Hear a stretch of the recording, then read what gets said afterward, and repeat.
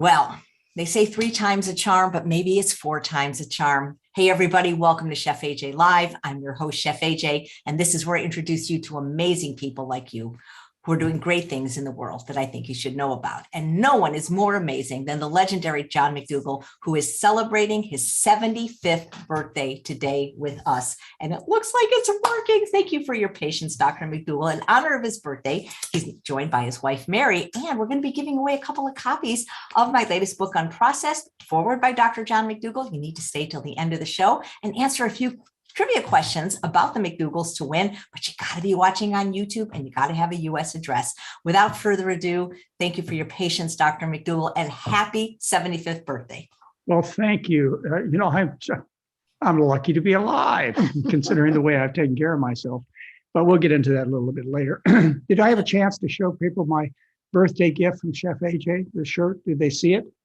They're seeing it now, and it's beautiful. They haven't seen it before? Okay. Well, this is a hand-painted shirt. It's got birthday candles colorful, on to it. say the least. And I'm proud to wear it. And it will probably grab your attention so that if I make any mistakes today, you'll be paying attention to the shirt. But I'll do the best I can. Yeah, 75 years old. You know how that goes. The common saying is, if I had known I was going to live this long, I'd have taken better care of myself. And I'm going to tell you, before I met Mary, I was on a road to self-destruction, smoking cigarettes. Of course, I smoke cigarettes too. really. In fact, I quit for a year when I met her, and she started me again. And drinking whiskey and eating terrible food, pepperoni pizzas and hot dogs and so on. But we kind of got together back over 50 years ago and decided life was so good because we were together that we ought to change our evil ways. And most of you know the story about Mary and I going from medical school at Michigan State University directly to Honolulu, where I worked as a surgical intern. In fact, I was not only a surgical intern, I also manned the Queens Medical Center emergency room for a while. In other words, the poor people of Honolulu, they depended upon me when they got into terrible trouble, gunshot wounds and accidents and so on.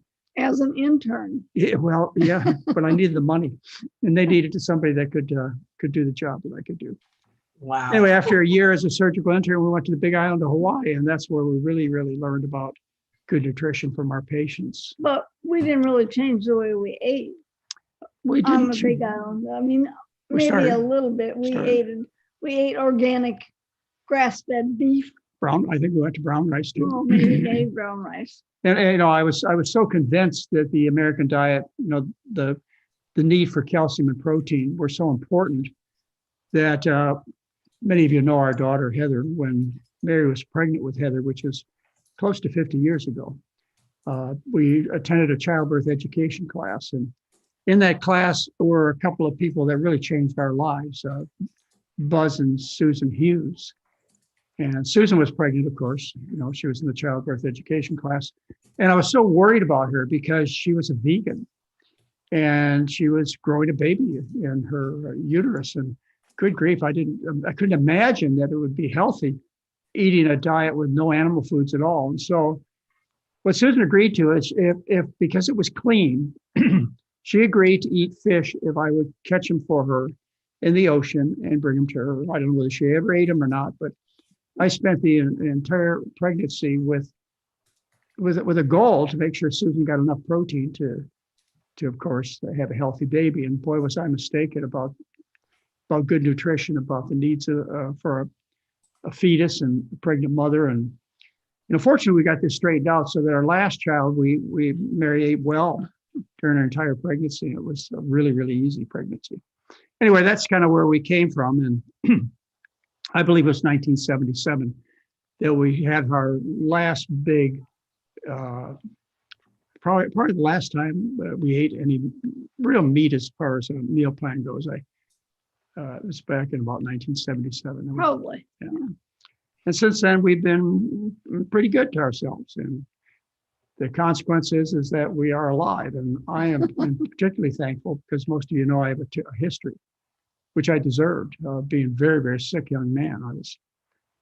Had terrible, terrible stomach problems and lost my tonsils and had endurance problems. And at 18 years old, I had a massive stroke, and something I've lived with for the last 57 years, the residual of that stroke.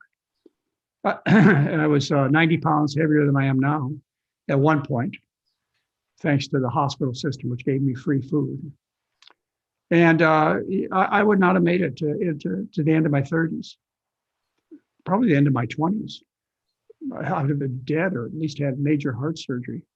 But fortunately, my plantation patients taught me what a good diet was. And if you don't know that story, I think it's one that you could learn a lot of things from too. My first generation patients lived on a starch-based diet.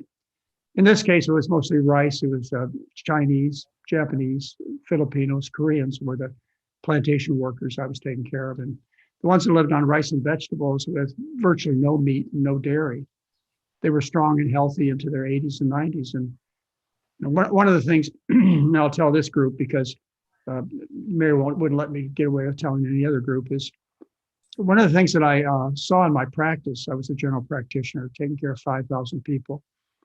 And one of the things I saw in my practice, which inspired me to learn what was going on, was the elderly Filipino gentleman.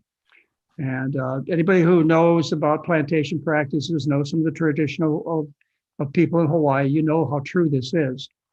The elderly Filipino gentleman would work really hard his whole life, and he would retire and he'd save a lot of money. And then what he'd do is he'd go back to the Philippines. He'd essentially buy a young bride and bring her back and start a family. And so, almost every day came into my office this family unit of this 65, 75, sometimes 80-year-old gentleman with a young wife in her 20s and 2 or 3 kids. And my initial thought was the neighbor was helping out, but no, this man was fathering these children. And also this man expected to see the kids grow into adulthood. And I had to know why. Well, I was probably 26, 27 years old. And I thought, gee whiz, when I get to be 75, which I am today, I'm not going to the Philippines. Okay, good. Fortunately, I'm very happy. Anyway, we don't have to get into that. But it gave me an inspiration rather than being half dead, and medically retired. I would like to be doing what healthy people were doing that I was taking care of. And the healthy men and women that I was taking care of lived on starch-based diets, rice, vegetables. They had chicken at their chicken lost the cockfight on Saturday. Then they had a little chicken for the rest of the week, but that was it. And very few of them were fishermen, so they didn't have fish, so they didn't get those essential fish fats, that we might be talking about a little later on today. And boy, oh boy, they seem to be pretty smart. Anyway, that's where I got some of my initial education. I don't think I've shared that with many of you before. But here I am, 75 years old, and I don't need to go into any details about how functional I am, do I? No. Okay, We'll forget it. Well, she'll believe you. Everybody Forget will it. believe you. I'm doing okay, guys. Everybody's commenting how great you look and how the shirt is as unique and colorful as you are. Last time we spoke, I don't know if it's already happened. You mentioned you were going to be attending your 50th medical school reunion. Yes, that's going to be this September. And it's been 50 years since I graduated from medical school. And that's going to be something. I wish you could live stream from there. Compare yourself to all the other doctors. Maybe we'll be able to. But, it's kind of interesting. I gave the, one of the reunion addresses. I was invited to give that to the Michigan State students. And so we had somewhat of a reunion. It was a 25th. That was 20 years ago or something. About 25th anniversary, I think, from graduation. And I gave that presentation. And I have to tell you, I don't mean to brag, but I guess I have to, is most of my classmates said, you look just like you did when you attended medical school. And most of them didn't. They were overweight, they were bald, and the aging process was really evident with them. And hopefully, in fact, I asked my son last night. I said, we had dinner with my birthday dinner was at his house. He's a medical doctor, a professor at OHSU. And I said, I'm really opening myself up for criticism, but I'm going to say it. I'm going to say, don't your mom and dad look younger than their stated ages? He didn't answer. But I said, well, at least mom, she's a year older than I am. She's 76. I said, don't you think she looks pretty good? And he agreed, yes, but he would not give me any compliments. So I'll have to. But, well, you have to tell him what Logan said. What do you say? Well, Logan said grandma looks younger than grandpa. Oh, yeah, that's right. Hey, he's only 6, though. He doesn't. That doesn't count, right? It counts, and he was right. And then we went out and we played ball together. Logan and I did. And it was a nice birthday. I had a really nice time. What did they make for your birthday? But my favorite dish, which is, why don't you tell them what it was, Mary, because you can describe it better. Craig makes this great Japanese noodle dish, and he makes it with buckwheat noodles and ramen broth. And so what he does is he cooks the buckwheat noodles separately, and they're you can buy them in any Asian market and in many grocery stores. They're the kind, they come in a little wrapper around them, and so you cook them for 5 minutes, and in another pot you cook the broth, ramen broth. And there's a local market here in Portland that makes a really healthy ramen broth with no oil or extra salt added to it.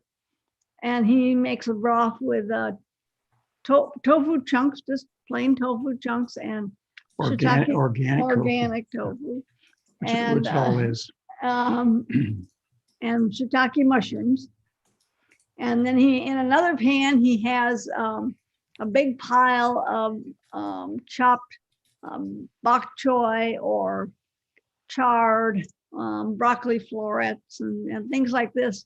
And then he drains the noodles, puts the noodles in a bowl, spoons some of the broth over the noodles, and then adds the greens to the top of this, and then some finely chopped green onions and microgreens on the top of the noodle bowl. And he knows that's Dad's favorite. And so every time we go there, they don't even bother to ask anymore what we want for dinner. It's always the noodles.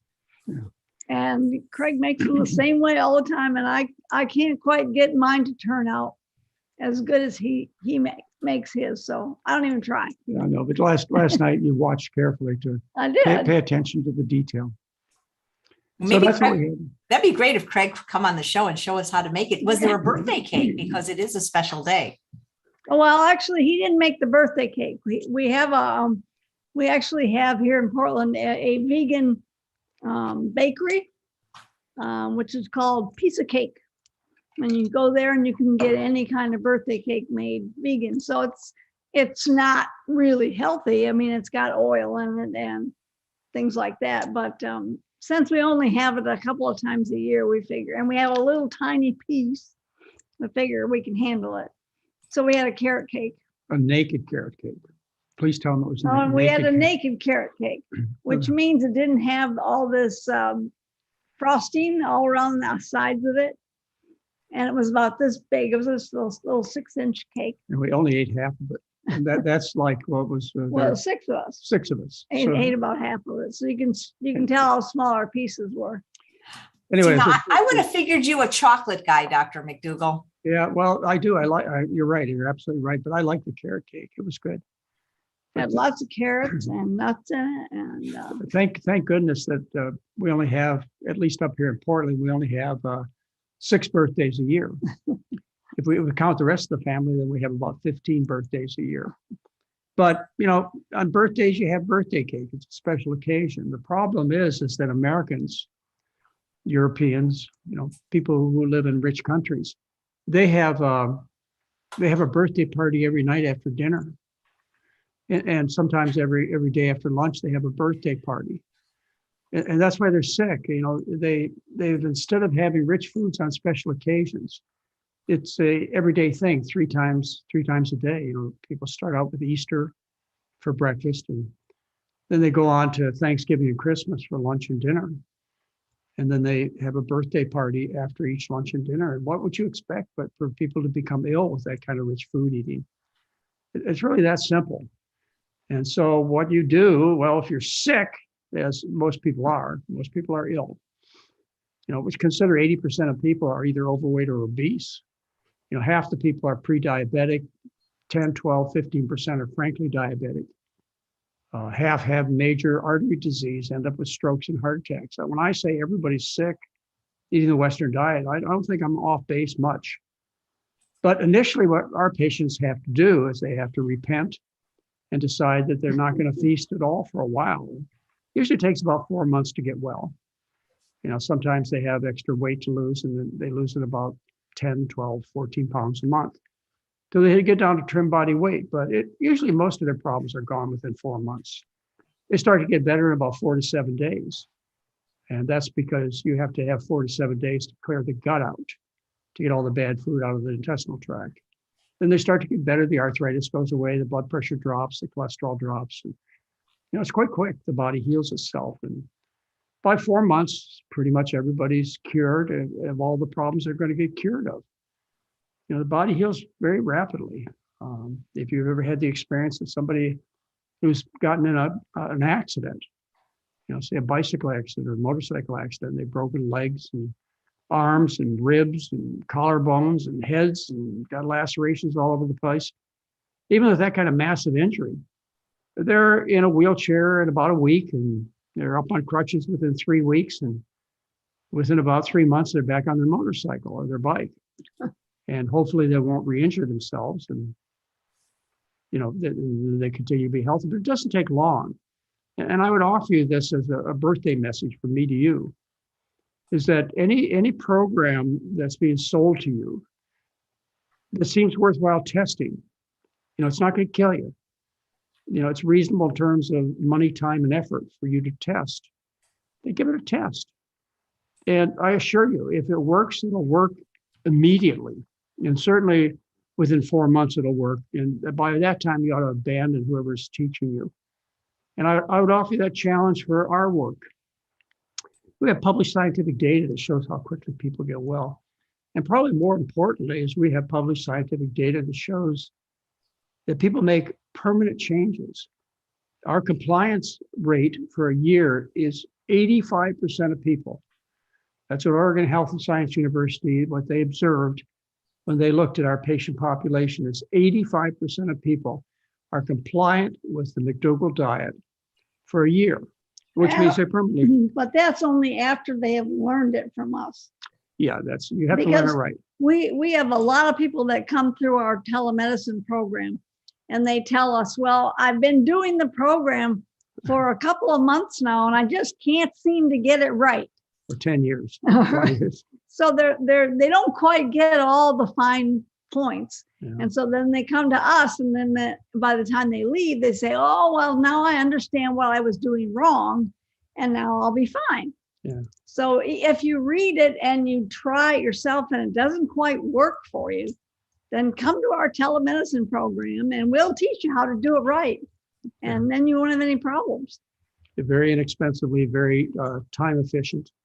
We're running a program right now. We've got about 40, 45 people in this program. It started on Friday night, and here it is Tuesday. And I tell people when they enter the program on Friday night, I said, by Tuesday, you'll have it. By Tuesday, Dr. Lim has gotten pretty much everybody off their medications. We're able to get 90% of people, this is what our studies show, 90% of people to reduce or stop their medications, particularly their blood pressure and diabetic medications. So by Tuesday, they're off the drugs. And by Tuesday, they love the food. They've had a tremendous amount of help from our support specialist who spend the day with them. And they have their questions answered. They're off their medication. They're off their insulin and diabetic pills if they're able to get off.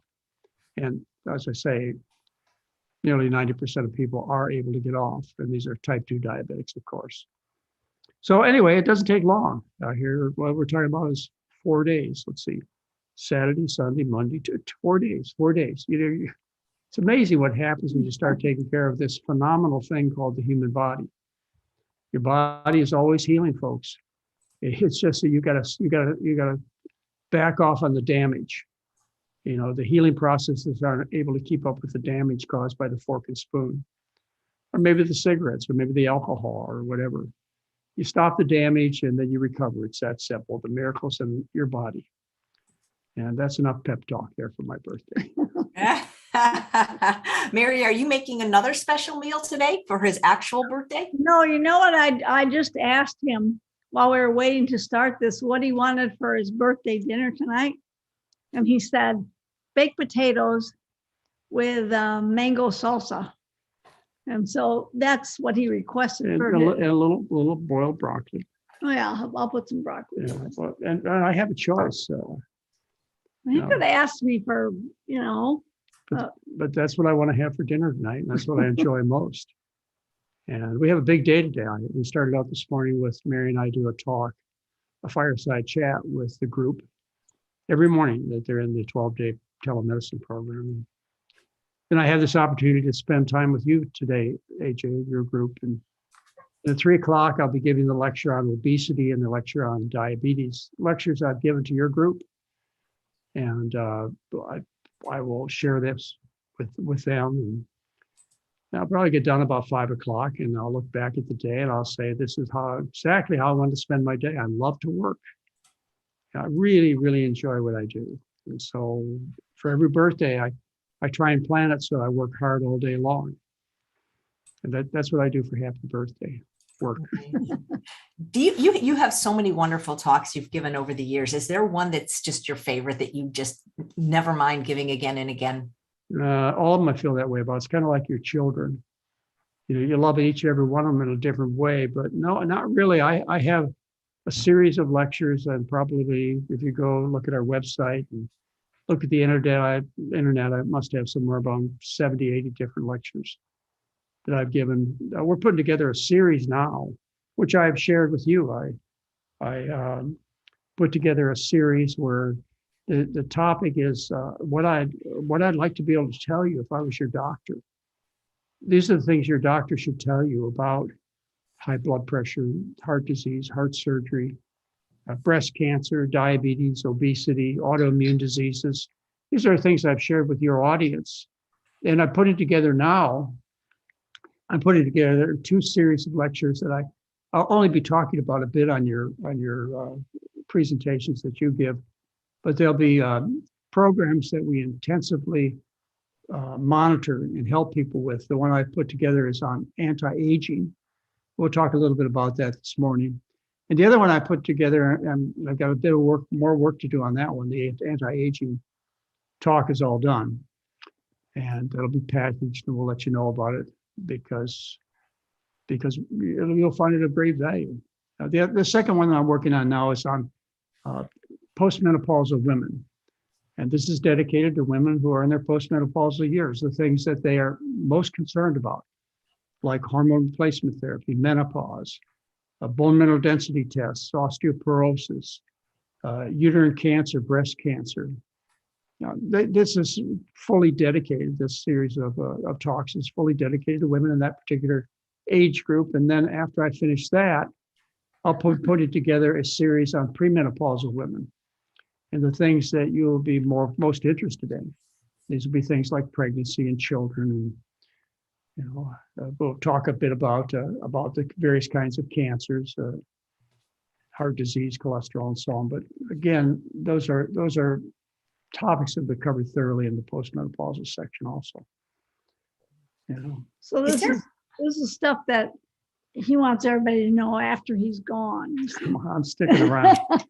I figured, eventually I'm going to be in a situation, as it happens naturally, where I will not be able to provide this information. I've worked really hard. I've worked really hard for the last 50 years, learning things. And those of you who know me, know my passion to develop a story that's not only true, but one that is effective in helping you get well. And so, yes, I'm putting it together. You're right, Mary. I'm putting them together as a series that will outlast us. And you got to figure, you're 76, I'm 75. How much longer can we're not going to be here forever? How much longer can we continue to have so much fun? Hey, I don't know. Colin and Essie, they're pushing 90. They're doing really well. They are, and they're great examples, both of them, of what you can get out of life. But you know what? They took better care of themselves than I did. Yeah, up until, I think I started telling you that story up until I was Up until I became a sugar plantation doctor and learned the things that I learned, I was on a self-destruct, had a stroke, was 90 pounds heavier than I am now, really sick young man. And Mary and I, we were fortunate enough to learn some things that I continue to try and teach you. Things that cost you nothing, always work. Basic stuff like it's the food. It is the food. Food. You fix the food, and you fixed over 90% of your troubles. Just all you got to do is eat what human beings are designed to eat. I know you've heard this speech before, but the human being is a starch eater, a starchitarian, starchivore. 90% of your food intake needs to be potatoes, sweet potatoes, rice, corn, beans, peas, lentils, pastas, breads, things you love. You love these things. It's just you've been misguided, you've been lied to, by the meat industry and the dairy industry. And they in order to sell their products, they've got to get you educated to think that you need protein and calcium. Even though there's never been a case ever of protein or calcium deficiency, you've got to worry about calcium and protein. So because of the big lies to make big money, I was condemned once to poor health, and many of you still are. But the truth's the truth. You know this. You know what I'm talking about is true because you're educated people. You learn from history. You learn from geography. You know that all large, successful populations of people throughout all of verifiable history have retained the bulk of their calories from starch. The Aztecs and the Mayans were known as the people of the corn. You think of Asia, and still you think of people that are rice eaters. 90% of their diet before 1980 was rice. The Incas lived on potatoes. The Native American, who are, the true original owners of our country, their diet was potatoes.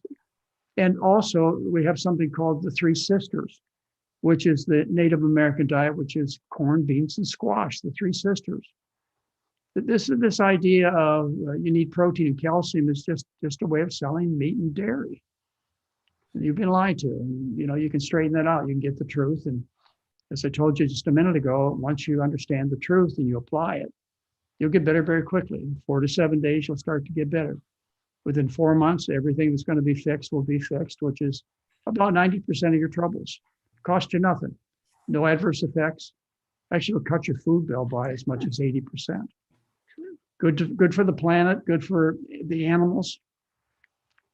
Everything's positive about eating the right kind of food and taking good care of yourself.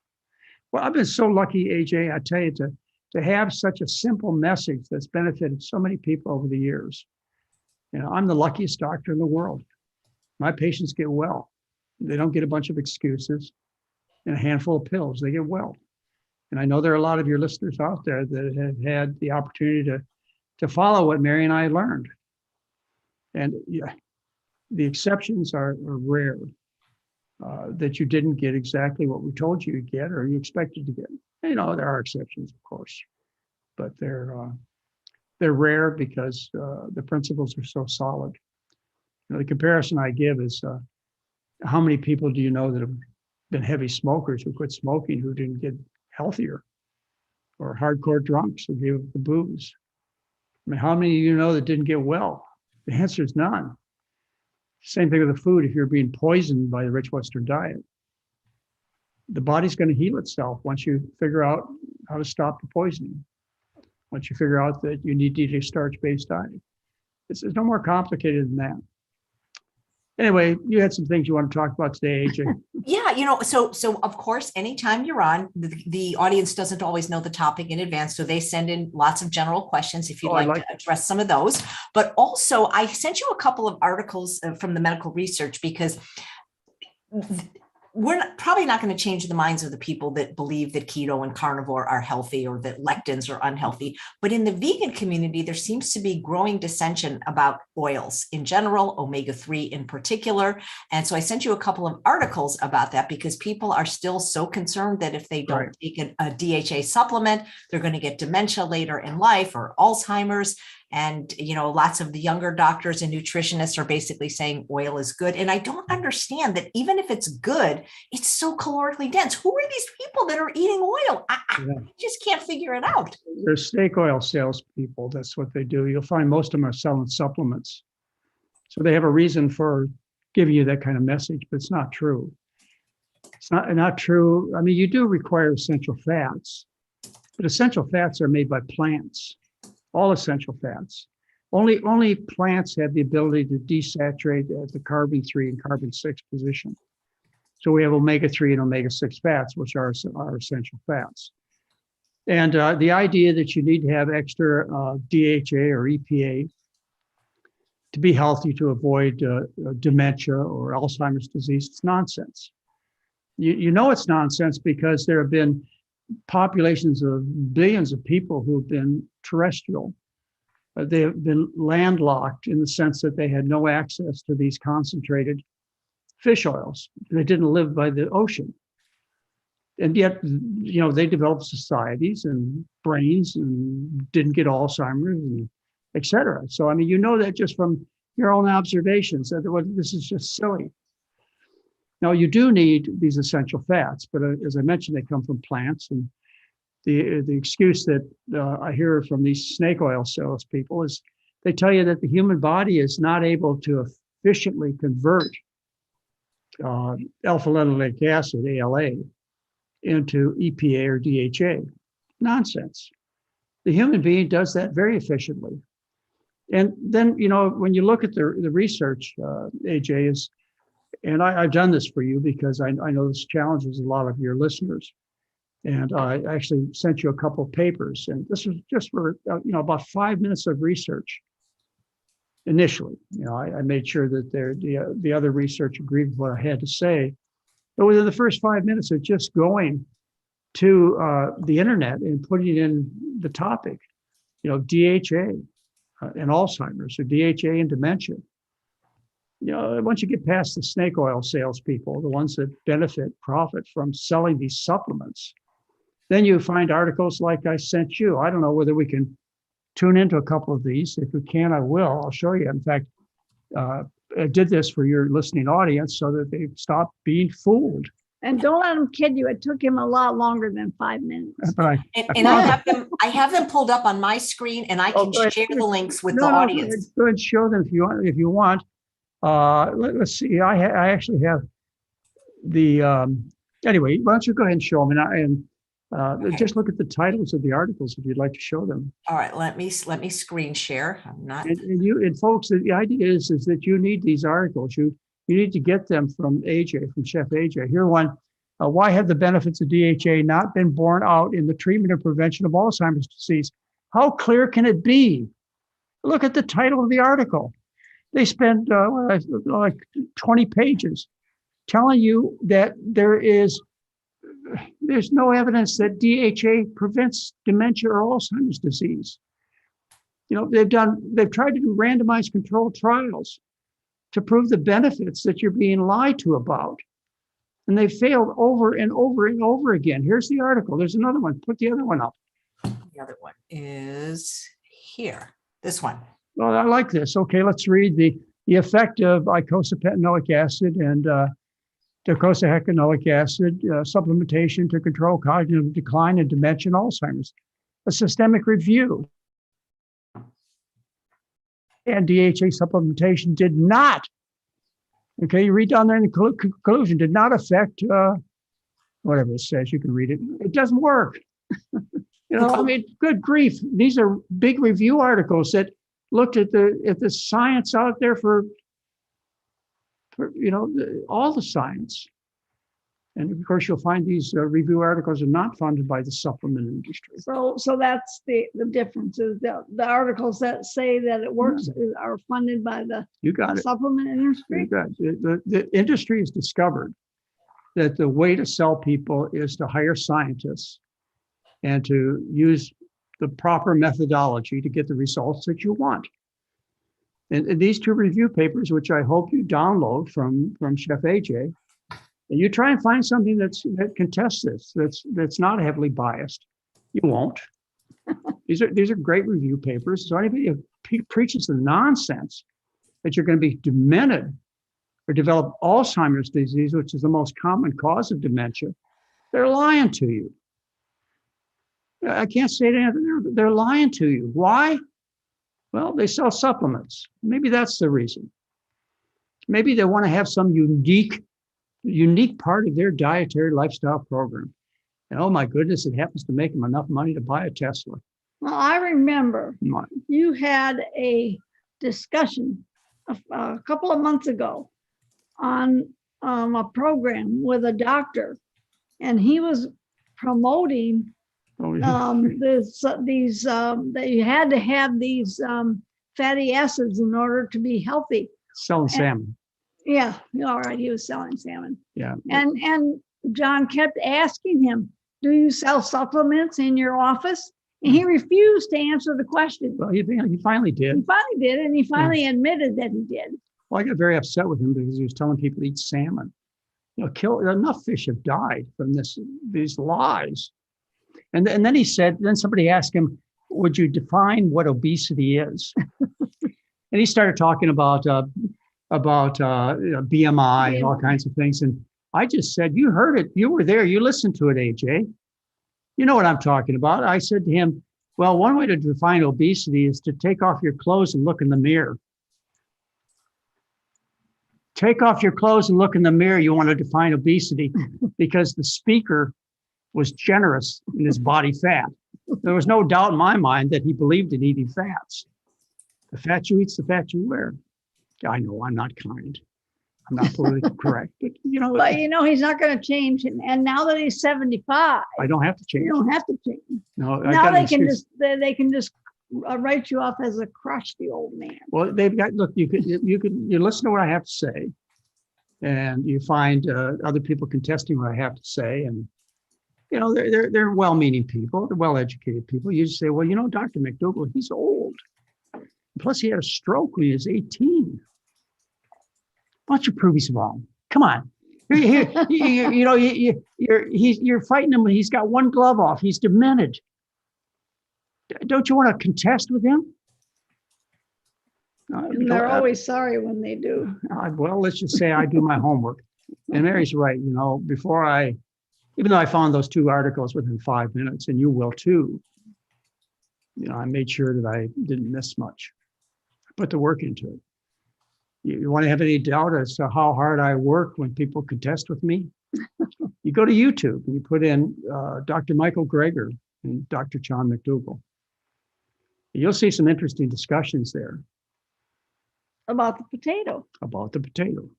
You know what? Dr. Michael Greger, I don't think will ever contest with me again. And believe me, if you want to contest, you want to argue, my patient's health is at stake, I'll put the work in. And likely you're going to have a pretty tough time because I ain't all that demented. You don't seem so at all. Did you happen to ever meet Dr. Ellsworth Wareham? He lived to, I believe, 105 or 106. I didn't know him, but I knew about him as an Adventist.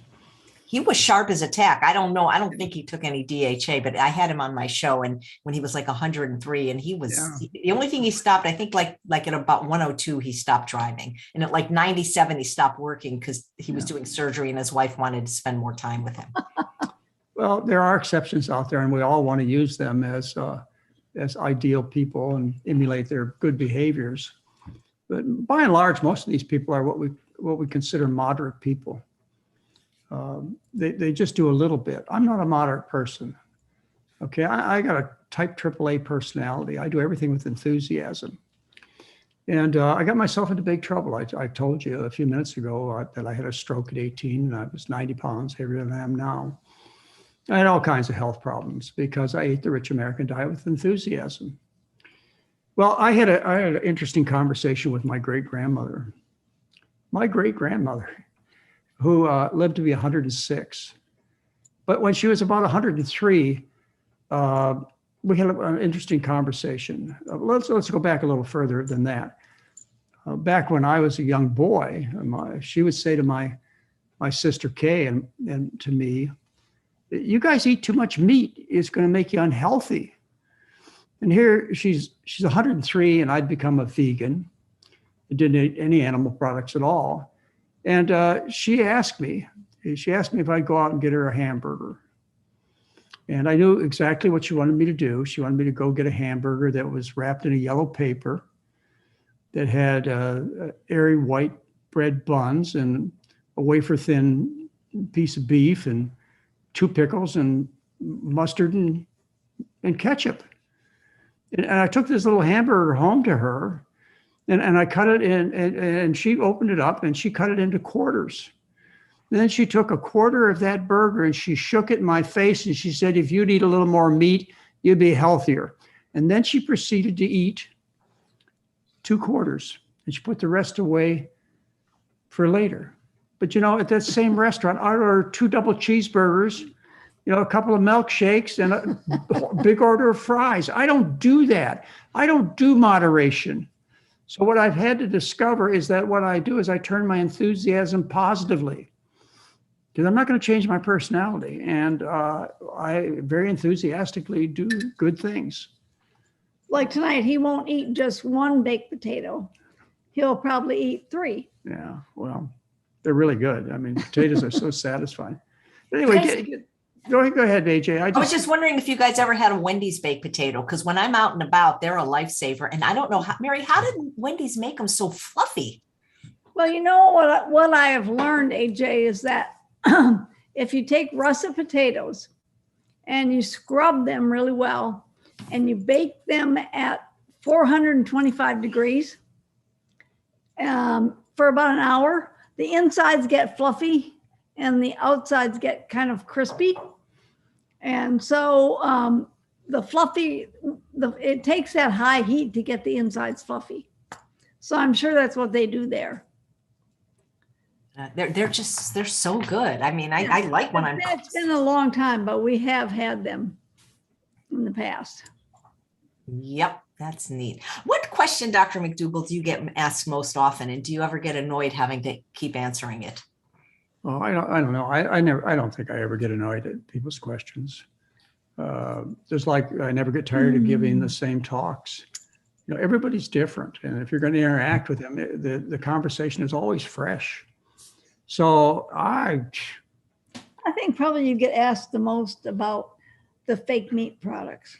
Yeah, it depends on the audience I'm talking to, sure. There are a lot of people out there that have no understanding about what a healthy diet is, and they're very defensive about their own eating plan. And they'll start with the ideas about where you're going to get your calcium, where you're going to get your protein, et cetera. You all know the answer to that. There's never been a case of calcium or protein deficiency ever reported. You can't miss. I guess these days, the other thing is people ask about omega-3 fats. Yeah. You don't eat fish or you don't eat flax. Say, where do you get the omega-3 fats? As I told you, only plants can make omega-3 fats. Okay, no animal can do that. No fish can do that. And the way the fish get the omega-3 fats is they eat seaweed or algae, and they store it in their bodies. That's what they do. They don't make it. So what I would encourage you to do is to go to the original source, go to the plants. You can't miss. You can't miss. Don't be threatened by the idea that you're going to become demented. Worse yet, Alzheimer's disease, which accounts for about 90% of dementia. You want to know what causes Alzheimer's disease, AJ? I know you do. I do. I know you do. So, this is going to be part of the aging lecture that I'm putting together, and we're going to be promoting it to people. Is a discussion of how you get Alzheimer's.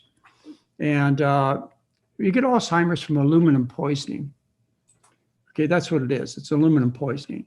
Aluminum is not a nutrient. You don't have to consume aluminum. And we've known that aluminum is toxic and cause neurologic problems. We've known it for at least 80 years. We used to feed aluminum hydroxide to our kidney dialysis patient. They'd become demented. And they developed lesions that were typical of Alzheimer's disease from aluminum. Why would you feed that to them? Because the aluminum hydroxide took care of the phosphorus that was in the diet. Oh, okay. So anyway, and that's part of the dialysis regime. But anyways, the way it started out is Louis Alzheimer. He found the first case of Alzheimer's disease in about 1907. And he went to the autopsy lab and he noticed that they had a typical lesion in the brain. They had what we call neurofibril tangles and senile plaques. He had to use his microscope to see them. But he noticed this back, when he first discovered the first case of Alzheimer's. And subsequently, over the next few years, they found 33 cases of Alzheimer's disease. But you can't find this until after they're dead. That's right. You got to be dead. You do an autopsy. Well, anyway, of course, there's millions of cases of Alzheimer's disease in the world today, and it's gone from that level. What they discovered next was, after Louis Alzheimer made this observation in his first patient who died of Alzheimer's, what they did is they noted that people who drank well waters, their source of water was highly contaminated with aluminum, had very high rates of Alzheimer's. And then they came to the conclusion, just like Louis Alzheimer did, that, doctors agreed that unless you see these neurofibril tangles and these senile plaques, which you see under a microscope, then you don't have Alzheimer's disease. It's called a pathognomonic lesion, which means that if you see the pathology, you see the neurofibril tangles and the senile plaques, you name the disease, you got it. And the next step was they used electron microscopes, and they dissected these senile plaques. And what they found is they had a central core of aluminum silicate. Okay? So to have the senile plaques, you have to have the aluminum silicate. To have Alzheimer's, you've got to have the senile plaques and the neurofibril tangles. Anyway, you can carry that discussion further, as I do in this course that I've already put together. We're going to be promoting it to you. It talks about treatments, and one of the treatments that's successful for Alzheimer's is to give people desferoxamine, which is an aluminum chelator, which removes aluminum from the body and the brain. It actually stops or slows the progression of people who have Alzheimer's. It's not popular. It's a generic drug. No money to be made, so it never became popular. Anyway, that's the story of Alzheimer's. The thing that you need to note is you can get exposed to aluminum through pots and pans and baking sodas, and there's all kinds of dietary sources of aluminum. But the most damaging source of aluminum is not through the gastrointestinal tract; it's through the nose. It used to be that people were exposed to aluminum by occupations like brake linings, for example. They inhaled aluminum, and what they found was these were the most severe cases of Alzheimer's. When present in a stalk of the brain, the olfactory lobe, you saw a high density of these neurofibril tangles and senile plaques. So it was obvious that it entered the body in such a way that the worst cases are cases that you get through the nose. This should make you worry about something that you do every day. Most of you do every day. You don't know it. What you're doing to yourself is you spray aluminum chloride in your nose every morning when you spray your armpits with antiperspirants. All antiperspirants are aluminum chloride based. So, you go and yeah. Anyway. Well, even if you roll it on, you still smell it. Well, yeah, you smell it, plus it goes through the skin, but it's not as bad as stuffing it through your nose. Now, it doesn't mean you can't use deodorants. You can use deodorants. You can't use antiperspirants. Anyway, that's the story on the Alzheimer's. Is due to aluminum poisoning. And you can take action. Nobody's going to say anything. In fact, the fluoride and aluminum industries are very upset about this story, which, I've been telling for 50 years. And Louis Alzheimer, he didn't know, but he might have known. I think he died, I think in the late 40s. Anyway, now you know, and now you can take action. You can stop using the antiperspirants. You can make sure your pots and pans aren't aluminum based, or at least they're covered up with, so you don't touch your food to the aluminum. And I use aluminum foil still to cover things and stuff, but I always use parchment paper. again with the aluminum foil, so the food touches the parchment paper and not the foil. Dr. McDougall, you recently gave a talk about attractiveness. And so you mentioned why it is people smell. So if we're eating this diet, like I don't get why people use perfume and deodorant. What are they trying to cover up, or mouthwash? They're trying to cover up the smell of dead animals. Yeah, that's a talk that I gave for your group about 4 months ago or so, and you can find that on the internet. It's about attractiveness, and you smell like what you eat. And in particular, the sulfur that's in the food. The sulfur stinks. You know that, rotten eggs stink. Very offensive odor. You know, when you go to Yosemite Park and you get near the sulfur pits, that's a repulsive odor.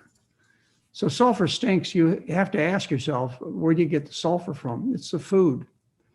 In fact, if you go to a dentist and you complain about bad breath, the dentist will check your breath with something called a hal meter. And what it does is it measures the amount of sulfur in your breath. There's even mouthwashes which complex the sulfur, called smart mouthwashes. And they claim this mouthwash, they claim all bad breath is due to sulfur. I think a lot of bad breath is due to sulfur. So how do you get the sulfur? Well, you get it from the food. If you take a look at beans compared to beef, same amount of calories, same amount of protein, you have 4 times as much sulfur in beef as you have in beans. You compare rice to chicken, you got 7 times as much sulfur in chicken. You compare tuna fish to sweet potatoes, you've got 12 times as much sulfur in tuna fish. So what you do is you know that the foods that stink are the animal foods. And not only does it stink as far as your breath goes, you can't get rid of it by just using mouthwashes. What happens is sulfur is eaten, goes through the intestinal tract, is absorbed as hydrogen sulfide, and it goes into the bloodstream. And in the bloodstream, it circulates until it gets to the lungs. And even if you brushed your teeth real thoroughly, well, each breath you exhale large amounts of sulfur. Okay, the sulfur goes to your body, to the skin, and comes out in the perspiration. And as a result, you get body odor. The sulfur goes through the intestinal tract and ends up in your bowel gas. Yeah, we make a lot of bowel gas eating our kind of diet. It's because it's natural and normal. But our gas smells good, better. Their gas smells like something died. You remember those old days, when we used to laugh about it in the elevator. So anyway, you're tired of stinking, which is very important because attractiveness has to do with smell. You fall in love because of odor, not because of sight, but because of odor. The perfume industry knows this. They sell you expensive perfumes to cover up your body odor. It really is never accomplished to any success. You've got to stop the bad odor. You got to smell like somebody. You got to stop smelling like somebody who's sick. That's what the sulfur does. It conveys a message of illness, and you don't want to be associated with ill people.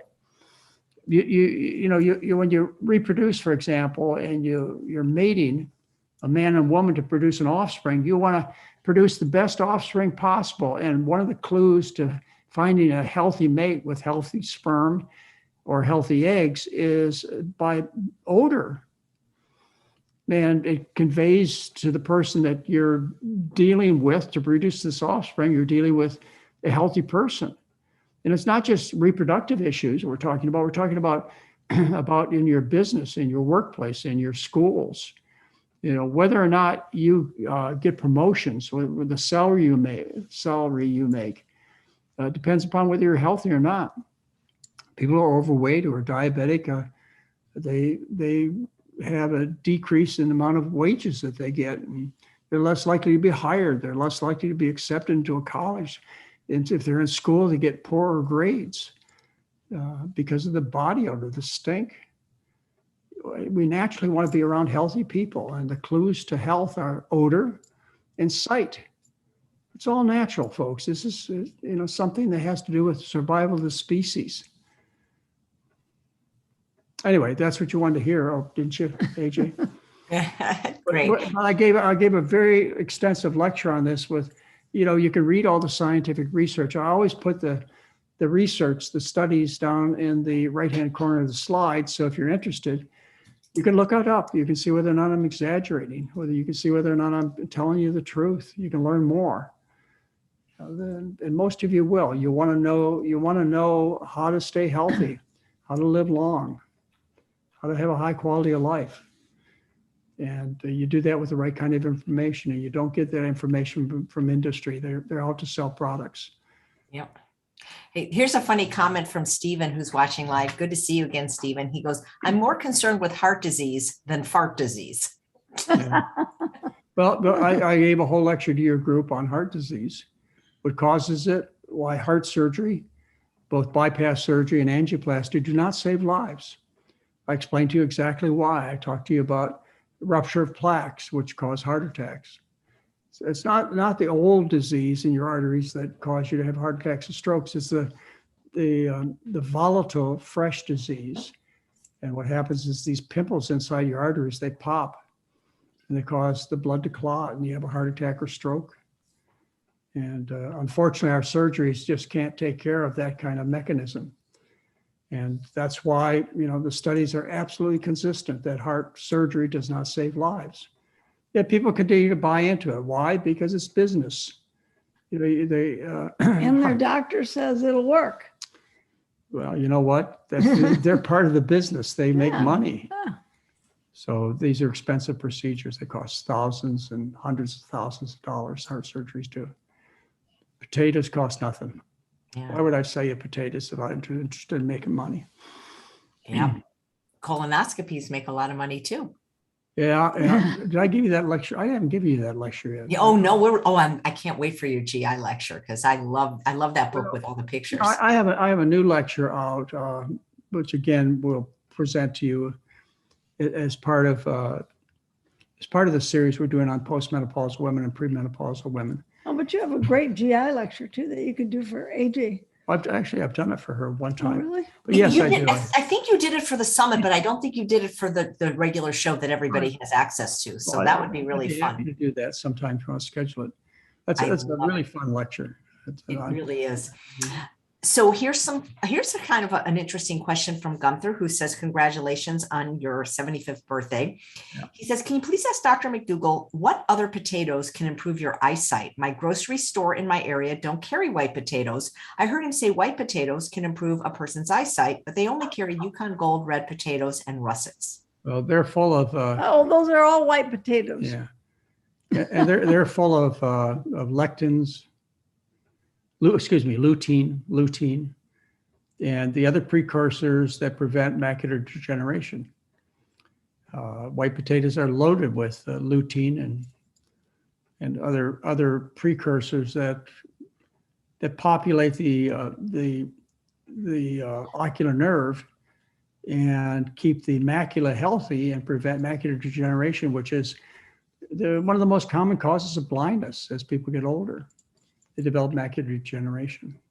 So you can't miss. You know what? The system is designed so well that you can't miss.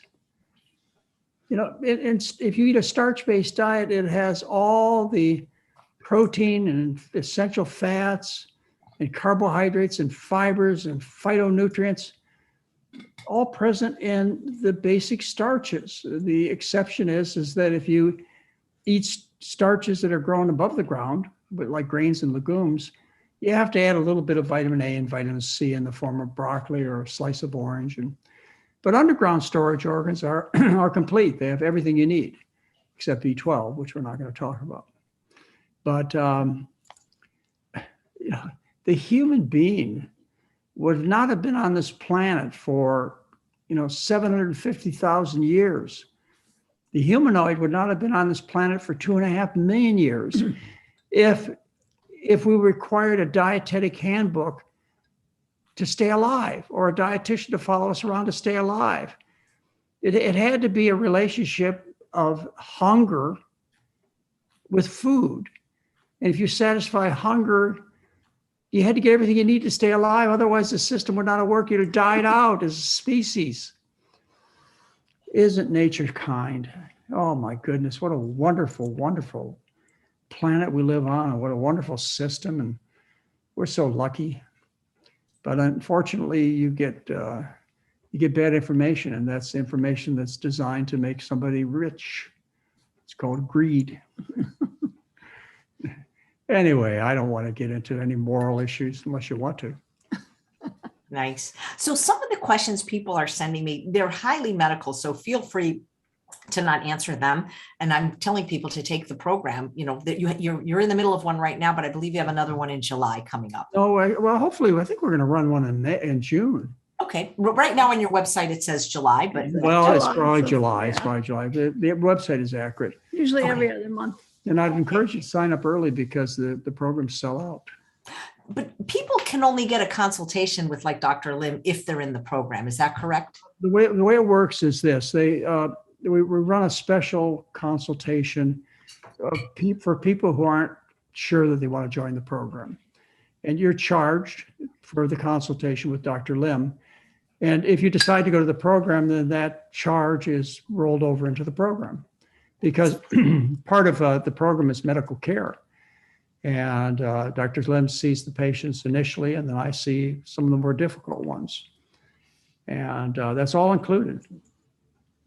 So you can get an appointment. I encourage you, if you have any question about whether or not you want to go to the program, call the 800 number, 941-7111, or send us an email at office@drmcdougall.com. And we'll set up an appointment with you and Dr. Lim, and it'll cost you.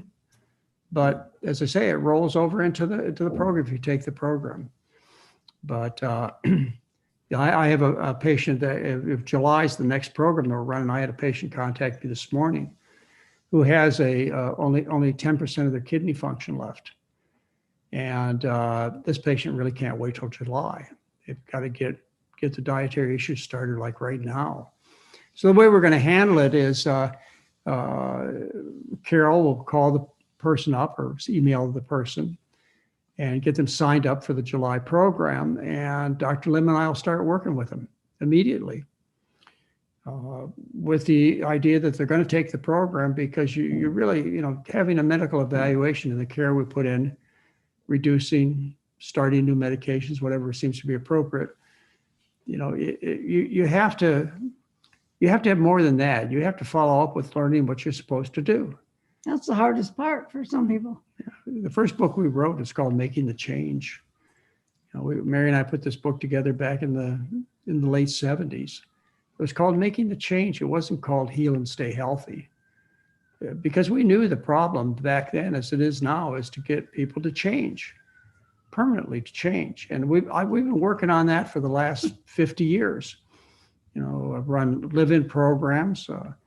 We have done adventure trips where we've taken people all over the world on these amazing vacations.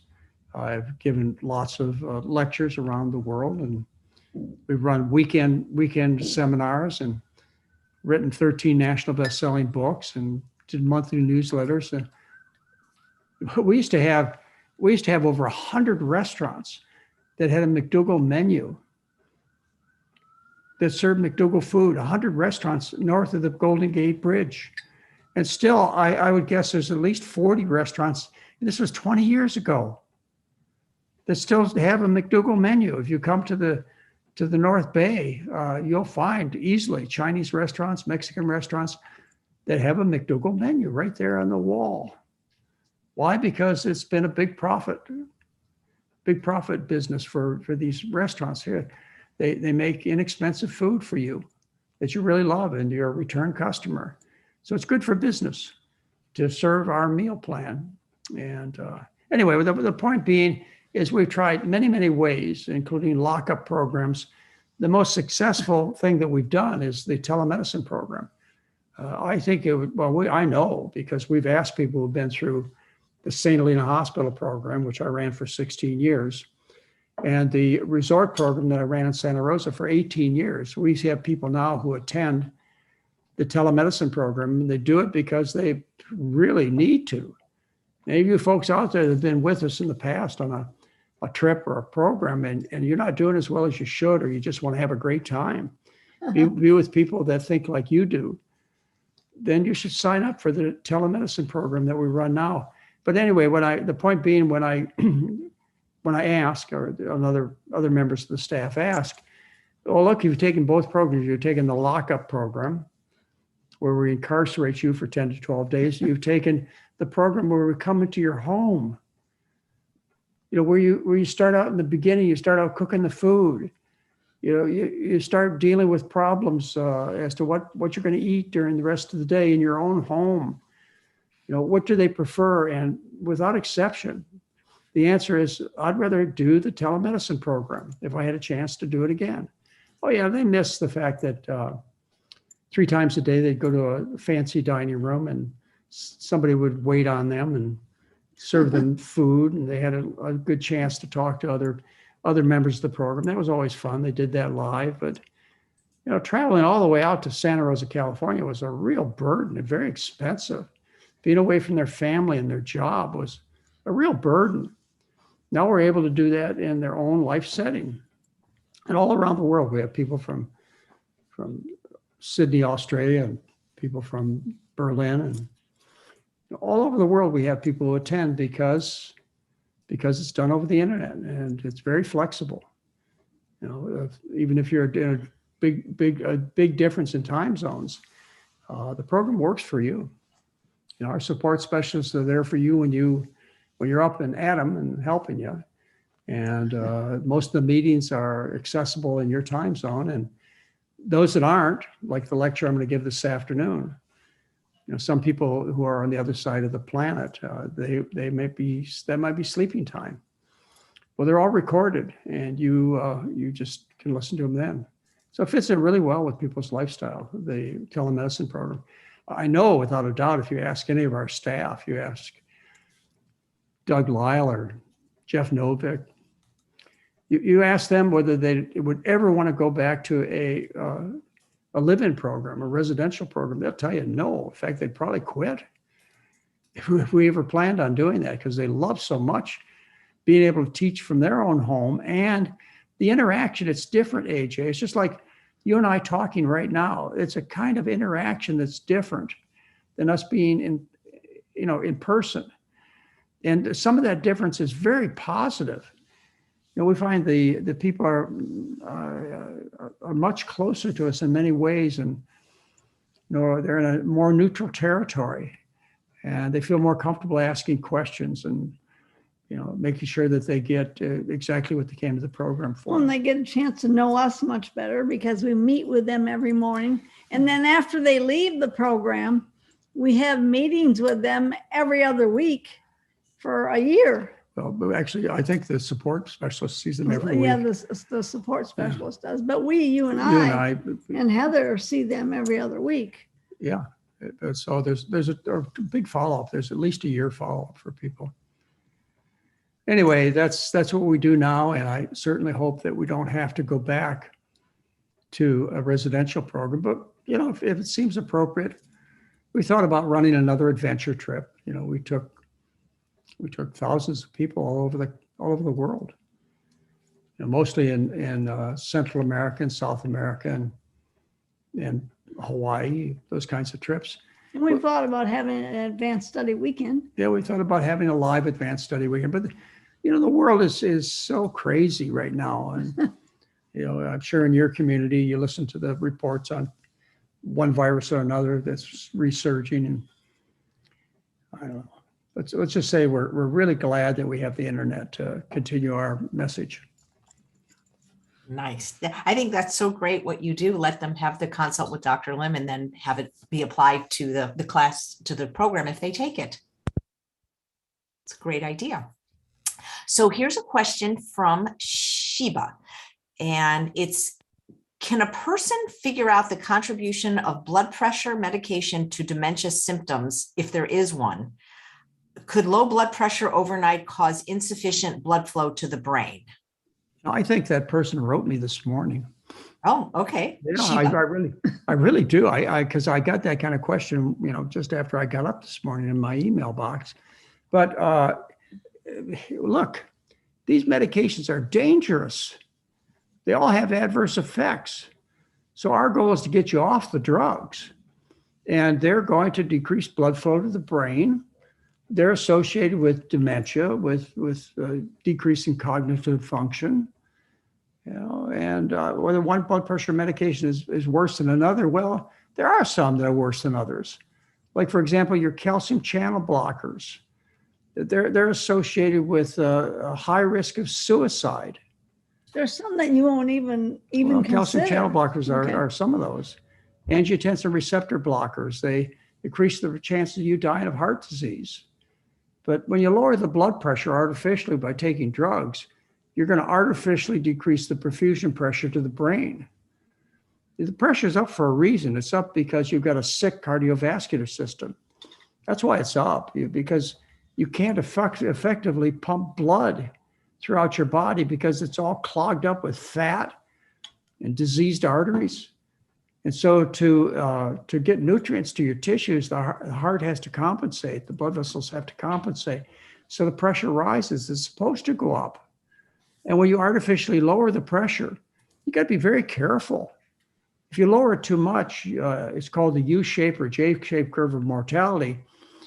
You increase the risk of heart attacks and death from heart disease by as much as 4 times.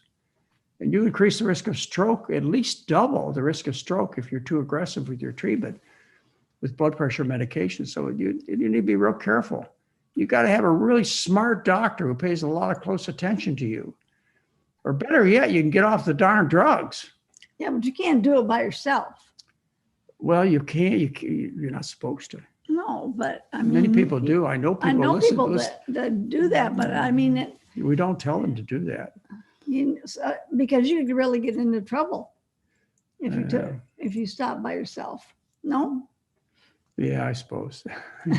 Yeah, you because can't. we watch people need, pretty carefully. you need to have medical supervision if you're going to manipulate your medication. I would advise no other than for you to have competent healthcare providers supervising what's going on, so that the correct decisions can be made about the medications. Like I said, you don't want to overtreat high blood pressure, and there's certain levels of blood pressure you want to treat because there's an advantage to lowering certain levels of blood pressure. And they're quite high compared to what you think.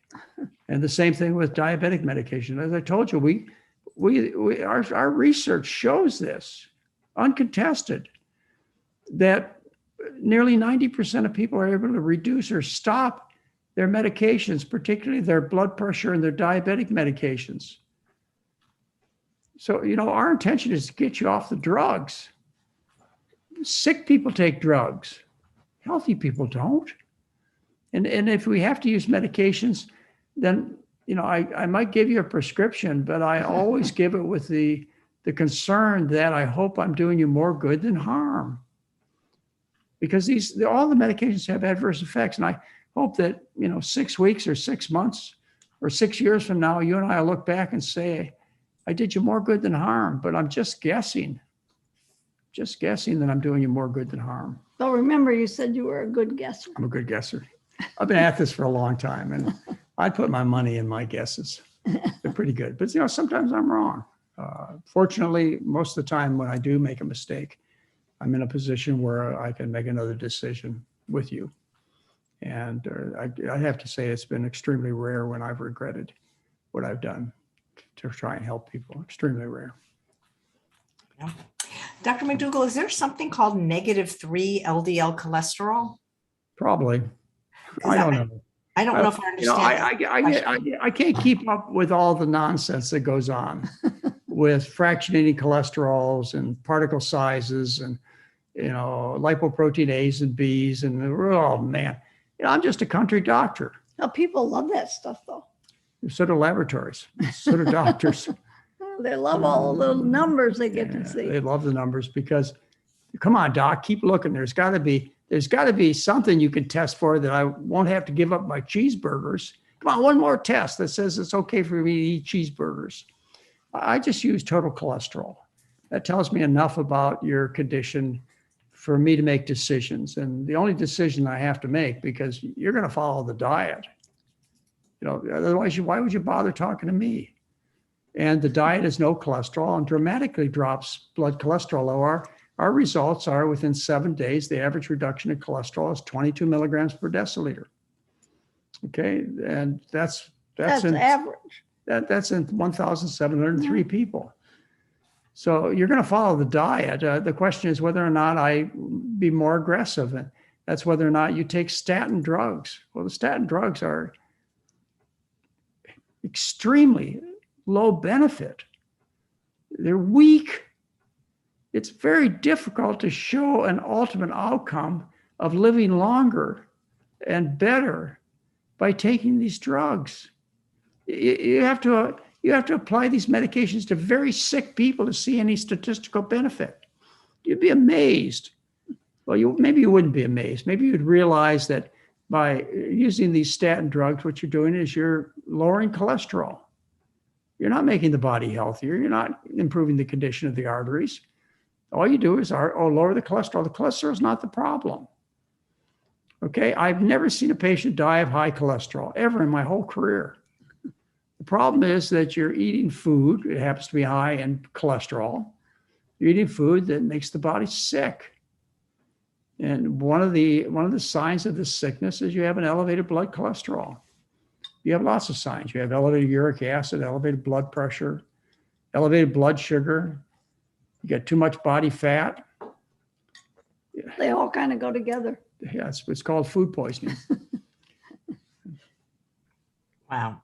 Okay, because I'm going to send an email to this lady asking her to consider having the consult with Dr. Lim and joining the program, because she's asking about her husband who suffered a stroke, and the left artery is 80%, 50%, and 90%. And that sounds pretty serious. Well, that's why you have experts who weigh in on your problems.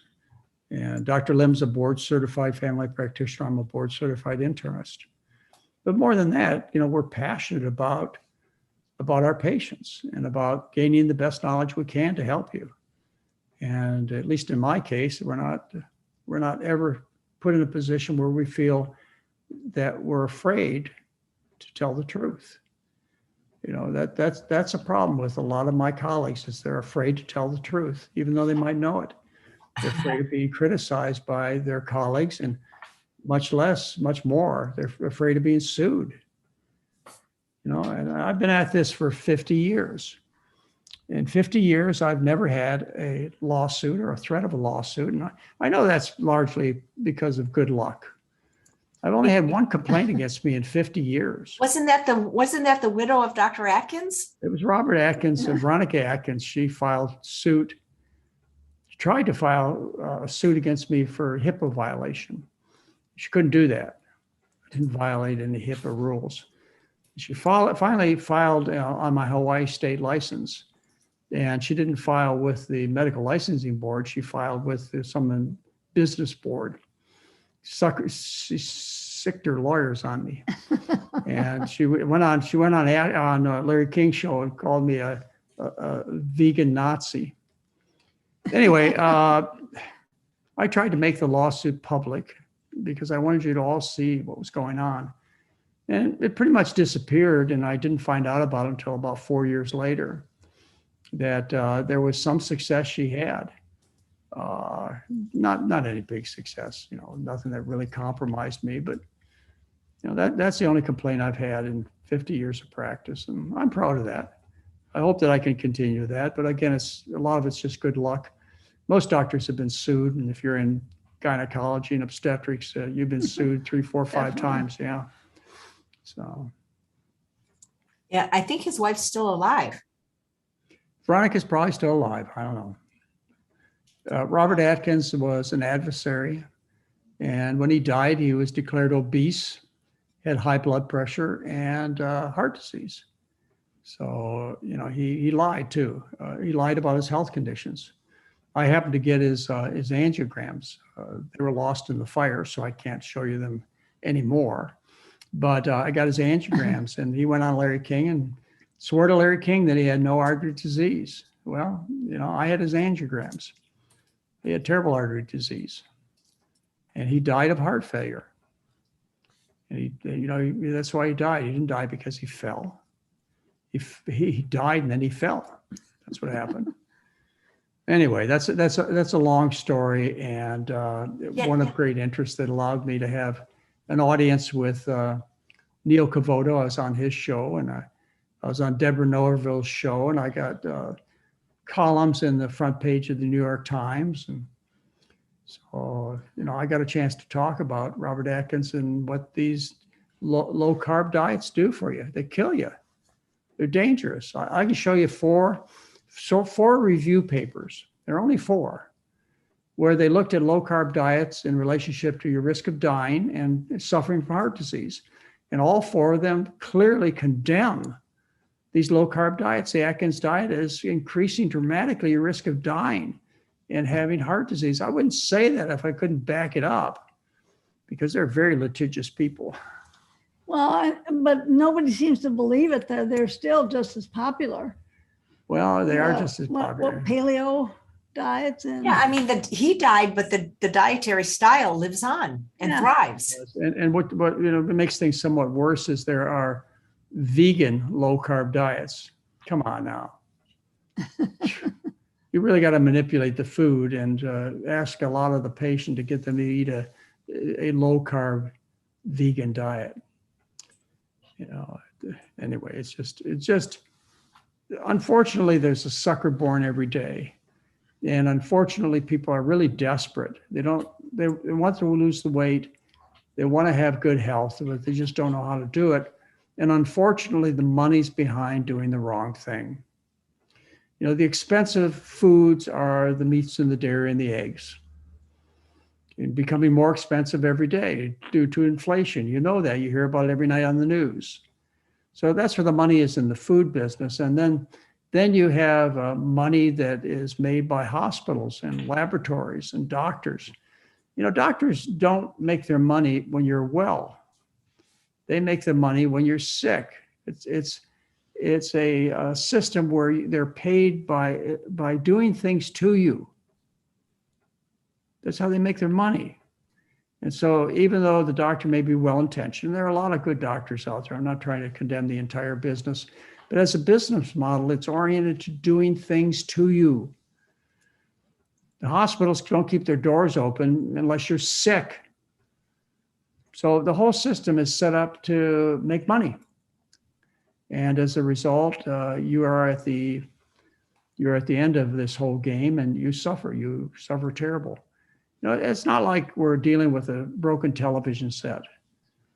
What we're dealing with is your spouse, your wife or husband. We're dealing with your mom or dad or your children.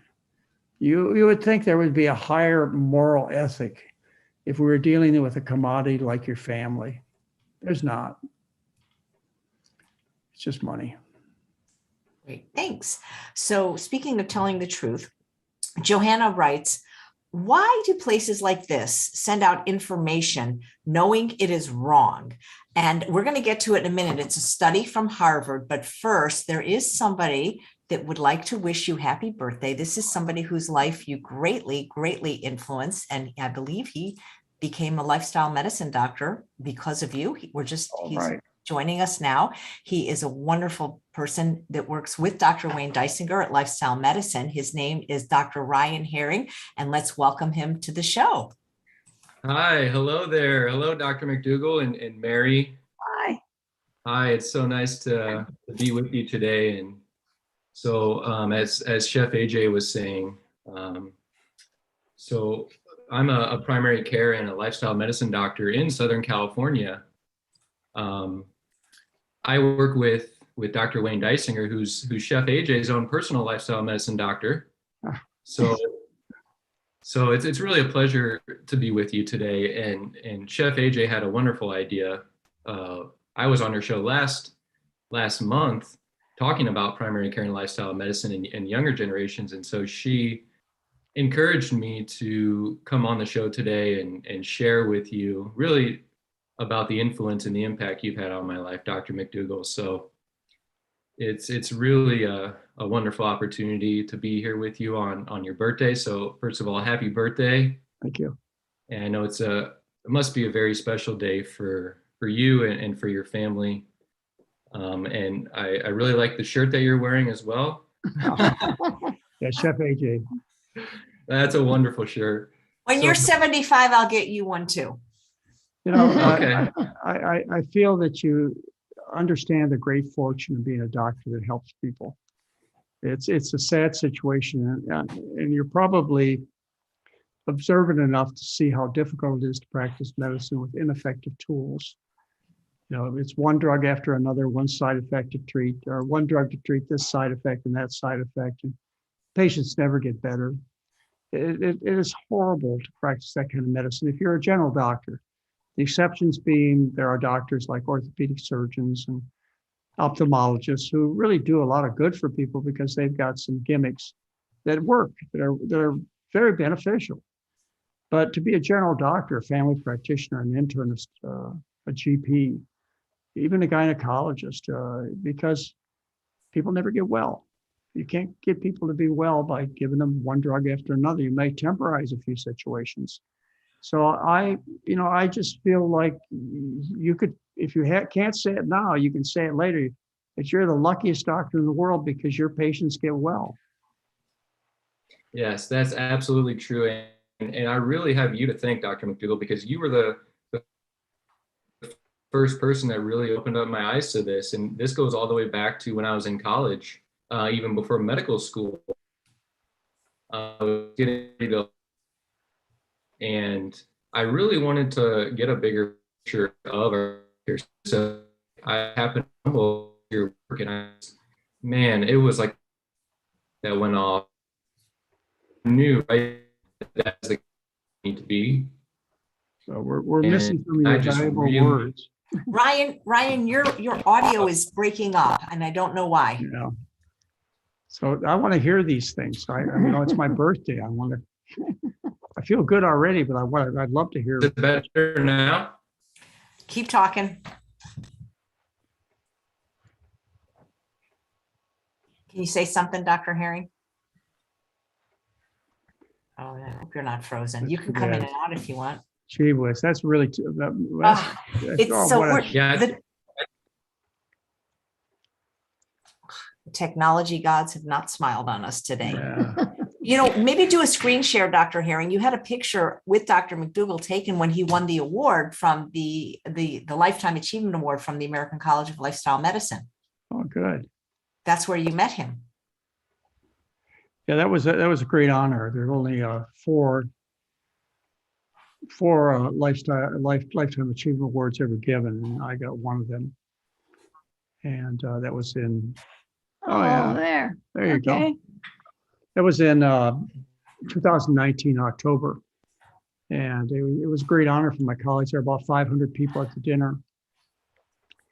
But we made an agreement. We made an agreement before I accepted the award, and that agreement was they would give me 9 minutes to talk about something I was passionate about, and I took 22 minutes. And that was, I wanted to enroll my colleagues at the American College of Lifestyle Medicine. I wanted them to enroll them in a concern that's greater than any other patient, and that's the concern for the planet. I attempted to, and with some success, to get the American College of Lifestyle Medicine physicians who are food-oriented to understand that we're eating the planet to death. And we have a message as members of the American College of Lifestyle Medicine that could save this planet. And that is, we need to change. And people who accept this idea, who understand that a change in diet from the high meat Western diet to a vegan diet, you cut your contribution of global warming gases by 80% overnight. You know, it's a very profound message, and it's one that I've spent a good share of my time on now. I just, if we got the audio back, that'd be great. But I put together a new website. It's actually supported by my foundation. And the new website, which I would encourage you to go and visit, is McDougallfoundation.org. Let me say that again. It's McDougallfoundation.org. And there it talks about my new patient, which is planet Earth. And this website and myself is focused on trying to make a difference so that, well, I'll tell you, I said it during the meeting that we're talking about. You know, I started the lecture that I gave by saying something that I still say today, and that is that I don't want to ever have my grandchildren, I have 7 of them, say, Grandpa, why didn't you try harder? You know, that would be too hard for me to live with, is the fact that I didn't try harder to give them an opportunity to have a future. And right now they don't. So that's where my passion lives this day. Do we have any audio back? I don't know. Are you still there, Dr. Herring? I'm still here. Yeah. Okay, we can hear you. It's just sometimes you're a little bit every other word. That picture's spectacular. You both look so fit and trim. Huh. Well, Yeah, that was really, really a wonderful conference and a wonderful honor for you, Dr. McDougall. It was such a special time for me to be able to witness that too and have some discussion after that event. So if the audio is better now. Yeah, it is. It looks like Dr. George Guthrie is behind Dr. McDougall's left shoulder and Dr. Adina Mercer. So I think that's actually Dr. John Kelly. Oh, John Kelly. That's right. Sorry. Yeah, that's right. So, Dr. McDougall, what I was saying earlier is that, you really opened up my eyes to, this idea of food as medicine back when I was even in college before medical school. And I came across your work really just by chance, but I really connected with it. It was like a light bulb went off in my head. I knew that this is the kind of medicine that I wanted to practice and the kind of doctor that I needed to be.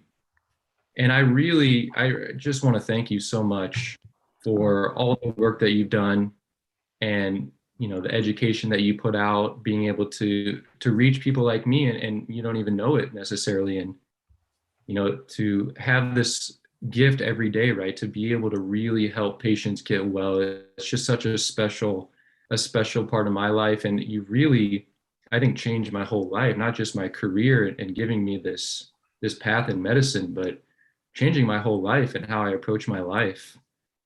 So I just want to thank you so much. And I hope you're having a wonderful birthday celebration. Well, thank you. You certainly added to it. In fact, I'd say there are a lot of positive things that have happened in the last hour and a half. And I'll certainly always remember what your words and what you had to say. But, I can relate. I hated being a doctor until I discovered the importance of food. And then everything about medicine became exciting for me. I could spend a half an hour telling you about how I felt about medicine back when I was trained in pushing drugs. And I never really saw people ever getting well, and I thought I was a terrible doctor. But my interest in medicine changed almost overnight. And that's when I went back into training to become an internist. And what I saw was that I had something really important to contribute. And then everything became exciting for me, and I hope it has for you too. I wanted to know everything a cardiologist knew. I wanted to know everything an oncologist knew. All of medicine became exciting. But before that, before I discovered this missing link, it all never made any sense to me. So it's nice to see you as a young doctor starting out on a great career. And I know you're going to have a very rewarding career. And it's just all about helping patients. It's a real privilege to be able to touch people, to talk to them. Yes, absolutely. And I'm from the Midwest, so I grew up in Illinois. So that potatoes are near and dear to my heart.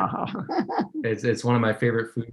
So that even just that part I really connected with up front. But I just want to say, Dr. McDougall, I could remember when I first came across your work, I just would sit and listen to, your lectures for hours, even some of the older lectures where you were talking with Dr. Dennis Burkett, Nathan Pritikin. And I mean, that got me really thinking about population health as well. So, I trained in preventive medicine at Loma Linda. So I'm coming at it kind of through multiple lenses, right? With thinking about population health, but also, right, the individual patient right in front of you and just really being able to help them get well. So thank you so much. I don't want to take up any much more time than this, but it's been a real pleasure talking with you. I could listen to you all day. Yeah, so I'm hoping that we can connect again in person. I'm not sure if you're going to go to the American College of Lifestyle Medicine conference this year. It's going to be in Orlando again. Right. Well, my grandkids are trying to convince Grandpa that he'd have a good time at Disney World. So I don't know. We might end up there. The world is changing so rapidly, it's hard to say. But certainly I feel very comfortable being around other doctors who understand that there's a better way to do things. And it would be fun for us. We enjoyed our last meeting, and I was able to do a couple of conferences over the internet. I was one of the speakers for the 2020 American College Lifestyle Medicine meeting, which we do over the internet. And I certainly enjoy the time, but you never know. Right now we haven't bought our tickets. Yeah, so we'll see what happens. And so I think that I'll take off here, but it was really a pleasure talking with you. Well, thank you. As I say, I can feel your enjoyment. I can tell you have a wonderful time being a doctor. And unfortunately, most of our colleagues are not happy. And it's because they're not helping people, and they know it. It's not because of the problems with administrative duties and the lawsuits that are threatening doctors so commonly. It's because their patients, plain and simple, don't get better. If the patient got better, if they could see people with rheumatoid arthritis cured in just a matter of a few days, see people getting off blood pressure medications and diabetic medications and losing the excess body fat, they would keep going to work because the greatest gift in life is helping other people. That's where the reward comes from. And I'm glad you discovered it. It's nice to hear. Yeah, absolutely. All right. Well, enjoy the rest of your talk here and enjoy your birthday celebration as well. Right. Thank you, Dr. Herring. And please feel free to come back anytime if you want and do a lecture. And Dr. McDougall is going to be attending his 50th medical school reunion this fall. I wanted to say, because I have his picture up here right in front of me, as Mary was saying, I don't know how it came up, somehow with the grandkids or something. Do you remember when you saw the Nathan Pritikin lecture? You saw me interviewing Nathan Pritikin? I looked just like you. I was probably your age when I did that. But I had that beautiful baby face just like you. Believe me, it ages. So anyway, you brought back. Did you see it? Yeah. Anyway, enjoy your youth. Okay. Nice talking with you all. Have a nice day. Thank you so much. Yeah. Remember last year, Dr. McDougall, when you thought you were coming on the show to give a lecture that you had prepared, and then we surprised you with a surprise party with Dr. Ornish and Dr. Esselstyn and Dr. Campbell. That was so much fun. That's still on YouTube. People should watch that because that really was a great testimonial. That was a great day. That was hard to pull off. I needed Mary's help for that one for sure. No, that was. But you did it. Yeah, great honor. You did it. That was a lot of fun. Anybody who wants to see the Nathan Pritikin interview I did, it's the hour-long interview. You'll see shots of me as a young doctor.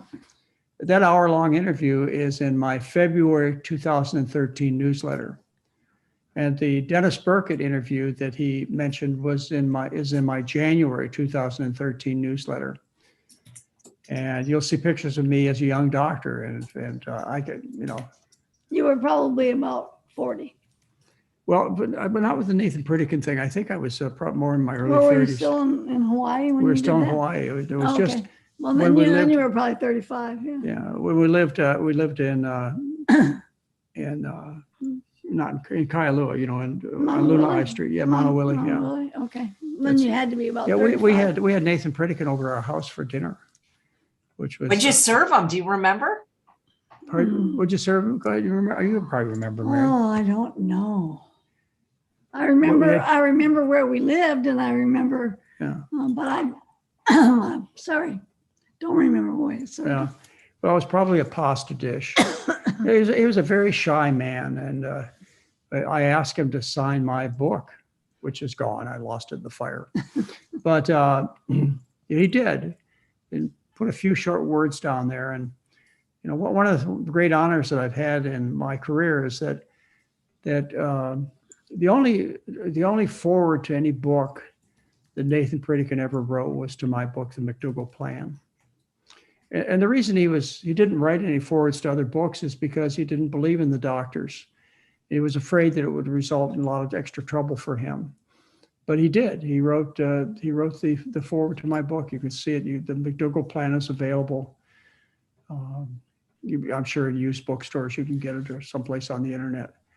And Probably Amazon has it, probably. As it's called the McDougall Plan. What he did is, what I asked him to write is, I said, look, you recommend a diet with a little bit of skim milk and a little bit of, he fed people meat, poultry, fish, a few times a week, that's all.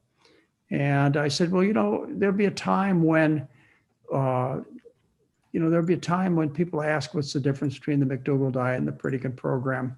And at that point, I understood that he would be always more popular, more respected than I ever would be. And so I asked him, I said, would you write what you see the difference in dietary programs are? And he did. And he said in time, it would turn out whether one approach or the other was better. And I have to say, with what's happened with the environment and with the movement for animal rights, the fact that I decided way back then that this was going to be a vegan diet, a low-fat vegan diet, it was based a lot off of Nathan Pritikin's work that you needed to have he didn't call it starch-based, he called it whole grain, and that it would go one step further and it would eliminate all animal products. And I just didn't realize how important it was to make that decision. It was tough to decide that I was going to take one big step different than anybody else had done, any medical doctor had done. And that was to have a completely animal product-free diet. And I have to say, if I was with Nathan Pritikin again, that I think I made the right decision. And at his time, see, because he's worried about his popularity, he just thought that he would get so much criticism if he eliminated all the animal foods from the diet, and he would have.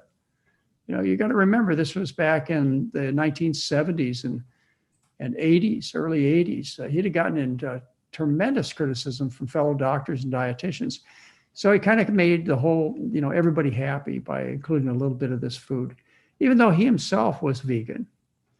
We had a party for Nathan Pritikin. We had a party at the Kaneohe Yacht Club where we invited my patients. About 300 of my patients showed up, and it was a potluck dinner.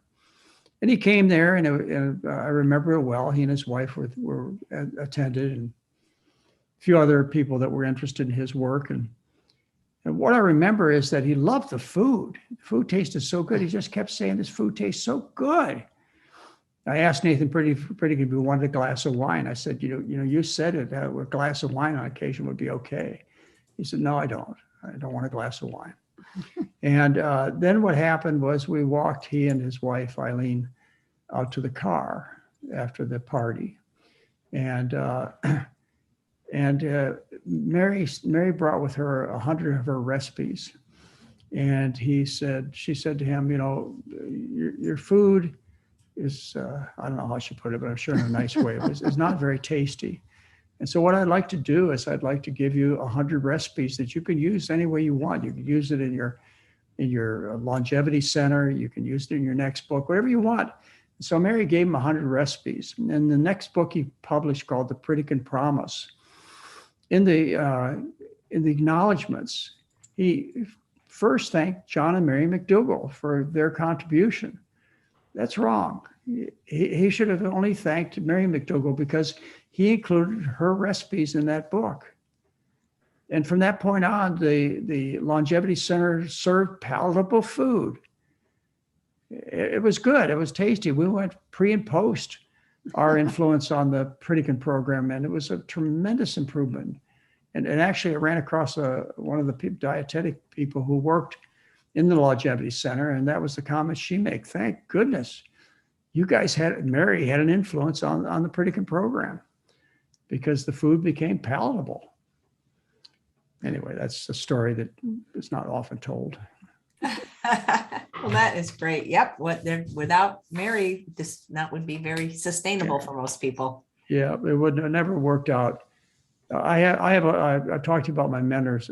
In fact, I gave you a lecture on my mentors who are Dennis Burkett, Nathan Pritikin, Walter Kempner, and Roy Swank. It's one other one. I think that's all. Okay. But I knew these men, except for Walter Kempner. I didn't ever get a chance to meet him, but I knew a lot about him. But I knew the other ones, the other mentors, really well, and they're really smart. In fact, still at Oregon Health and Science University, Roy Swank is known as a genius because he was a genius. For 23 years, he headed the neurology department at Oregon Health and Science University. He made that university millions and millions of dollars with his inventions. And of course, he believed, and it's true, that multiple sclerosis is caused by the Western diet, and you can stop it with a healthy diet. Anyway, I met their wives too, and I saw what influence they didn't have. And what it turned out is I had one trick that they didn't have. I had one card to play they didn't have, and that's Mary, which made the food practical, made it taste good, made it work. And that's the advantage I have that has made me as successful as I've become, is that I couldn't have done it alone. I needed to be a partnership, and anybody who knows us knows it's been a partnership for the last 50 years. And hopefully we'll have that partnership continue at least another 25. What do you think? At least. That would be amazing. Well, then we'll do another show and you'll get another shirt. Every 25 years you get a new 25 shirt. years. All right. As delicious as all the recipes are, do you find that sometimes people have a little bit of trouble just at first going from a higher fat diet, whether it's vegan or animal products, to a lower fat diet? I'll let Mary answer that question.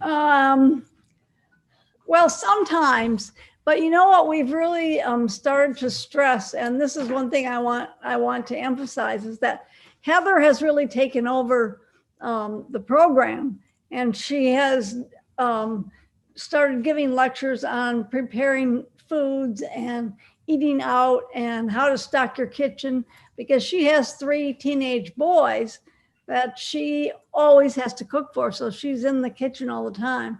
So what she has done is sort of taken my things and made them more simple. And when you teach people how to do things simply, it works really well. Because, and this is what we really sort of emphasized during the program, just find 1 or 2 things that you like that only have a few ingredients. And when they learn that they can just have sweet potatoes and broccoli for dinner, they're relieved. Because most people, when you say you're not going to eat any of that stuff you ate before, they always go, well, what am I going to eat?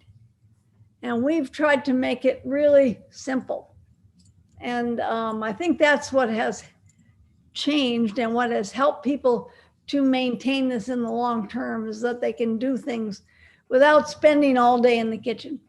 Yeah. It's funny, you mentioned sweet potatoes and broccoli, which Dr. McDougall said we could actually live on. And it's pretty much my favorite meal and my lunch almost every day. And when I posted a picture on Facebook, people don't see that as a meal. They're like, well, where do you get your protein? Yeah, well, I know it's really terrible. Yeah. But, it's starting. Have you gone on I know you have, on our Instagram account? All the time. I do go on your Instagram. People put pictures of their meals. And do you notice how simple their meals are? And everybody is sort of getting into this idea that it can be really simple, like mashed potatoes and gravy and peas and corn. There was someone who put a picture of that said, look at this big bowl of food I'm eating tonight. And you with your sweet potatoes and broccoli. And people are learning, I think. We actually have what's going on right now is a team potatoes and team rice. And the rice team is they like rice better, so they're fixing all these dishes with rice in them and keeping it really simple. And then team potatoes are showing us all the meals that they make with just potatoes, because they really like potatoes. So I think that people are learning that if you keep it simple, it's much easier to do. It is so much easier. It's cheaper, and it can be really delicious too. Like if you're eating your favorite. It is really delicious. And I think once people find out that, oh, I can really have just a bowl of pasta with marinara sauce and that could be my dinner. And then they realize that it's okay. I don't have to have all this different stuff. And and that's one thing that we emphasize during the program. And I think it's really made a difference in how people look at the food. So I think that's one of the main differences in people. You're wondering what people are eating now, that they think that's so shocking to have, a meal of sweet potatoes and broccoli. AJ, I can't even imagine what some of these people must eat. I mean, you don't see ads on TV except for people eating these giant burgers, or mainly that. These giant burgers are big slices of pizza. But you don't really see anybody making a home cooked meal and see what's really on their plate. And I think that you find that they eat the same thing over and over again too. Right, but they're eating junky food. And there's a question from Anthony. What brand of B12 do the McDougall's take? Well, that's an open-ended question. I don't know what the right answer is. When I came to my first recommendations, which are in the McDougall Plan book, I recommend a cyanocobalamin. Well, he's actually asking what brand we use. And like what company?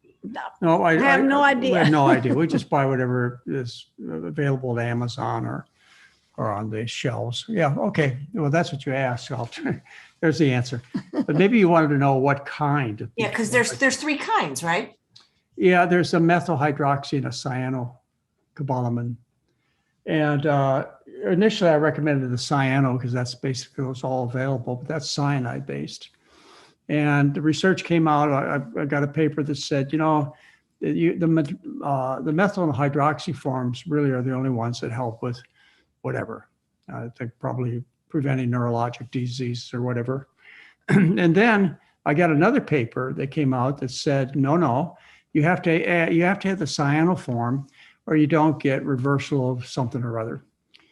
And it's left me confused. I don't care really because science changes and the research is incomplete. And, as a result, what I've come to a conclusion that has been satisfactory for us is if you go into our pantry, you'll find 3 different kinds of cobalamin.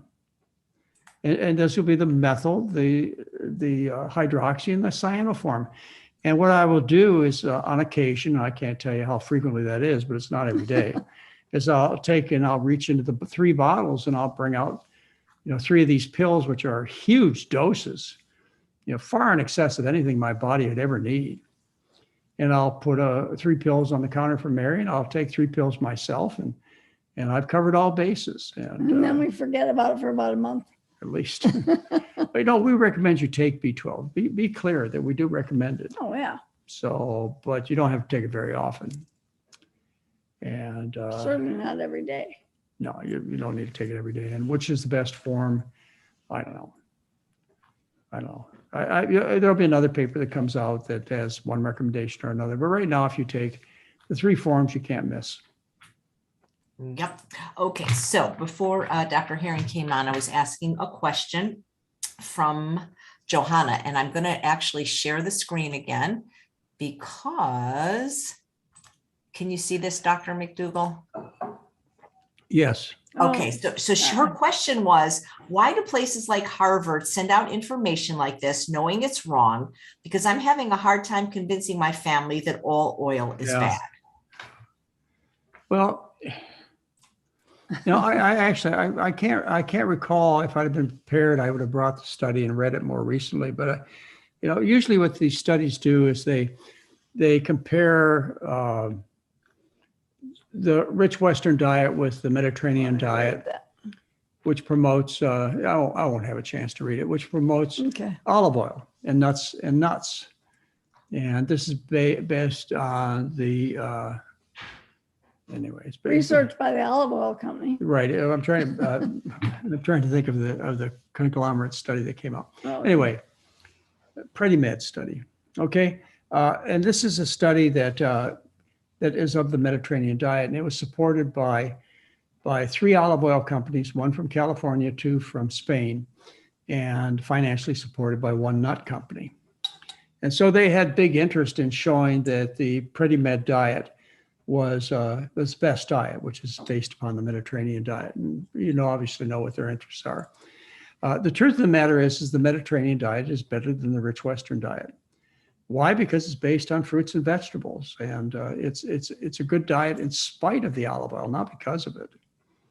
So that's the underlying conclusion. There was another study that came out recently that claimed that low-fat diets don't work.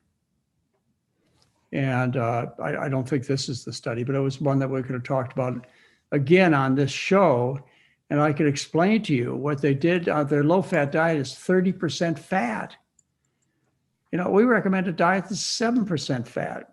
And so what they do is they design a program where they do a randomized controlled trial. And the low-fat diet is, a few percentage points lower in fat than the high-fat diet. And they ask you to believe that a low-fat diet doesn't work. Well, anytime you see this kind of study, you go, well, that doesn't make sense. It doesn't fit with Dr. McDougall and Dr. Ornish say. Dr. Esselstyn doesn't fit with what these people we have respect for say. How they get such results? What they did is they compared diets with basically have the same amount of fat in them. And you can figure this out very quickly. Just look through the study and quickly see what they served. Low-fat diet's 28% fat. The high-fat diet is 32% fat. Excuse me. Anyway, it's just a matter of manipulating the methodology to get the outcomes that you're looking for.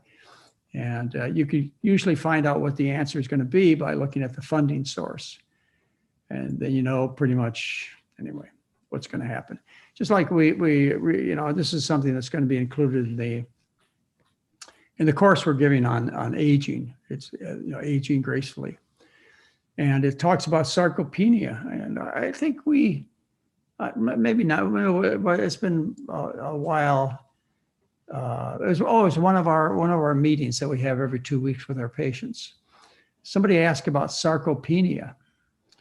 Sarcopenia is where you lose muscle mass as you get older. And they want to know what I thought about the idea of this being a protein deficiency problem and that it's solved by eating more meat or taking amino acid supplements. And my thought was it doesn't make any sense at all because the body never stores protein. It always excretes protein through the liver and then through the kidneys. If the body stored protein, if you just fed more protein, you ended up storing more protein, it would store the protein in the muscles.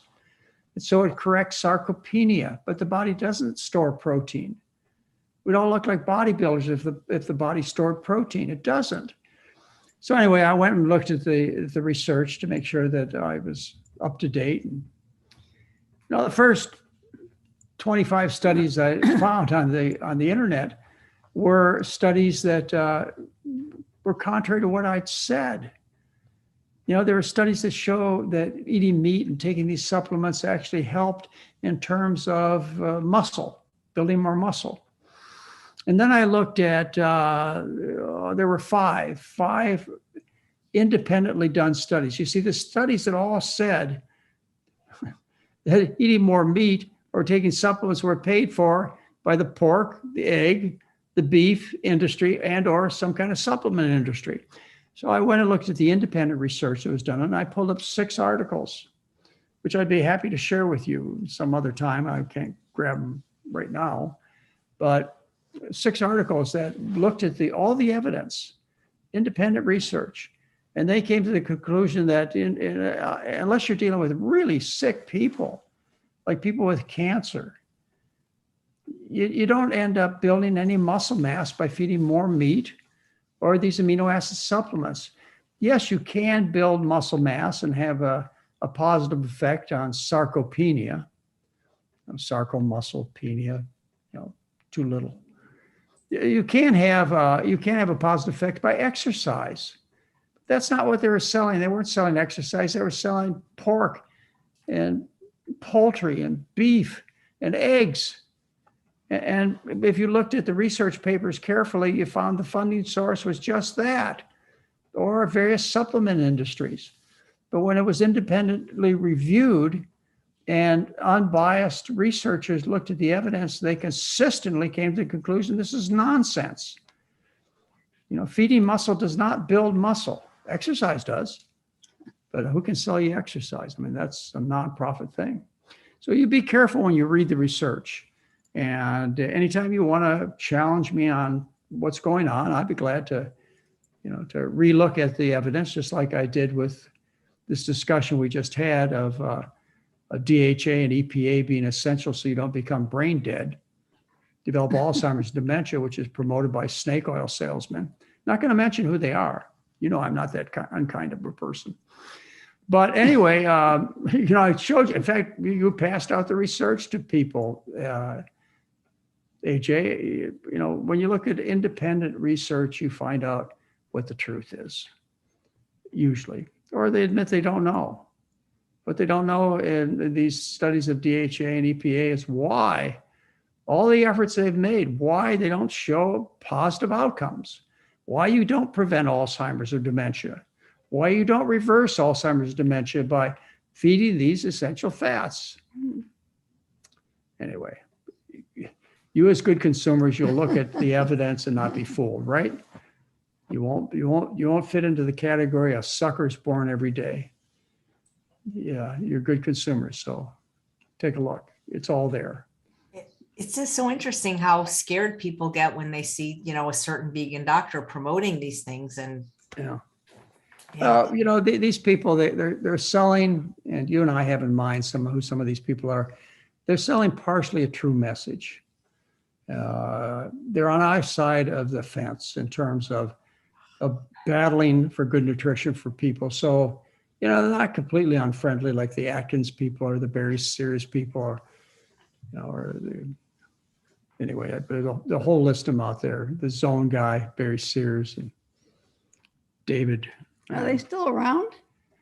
Yeah, they are. But, it's like Sally Fallon. They're just getting fatter and fatter and fatter. So anyway,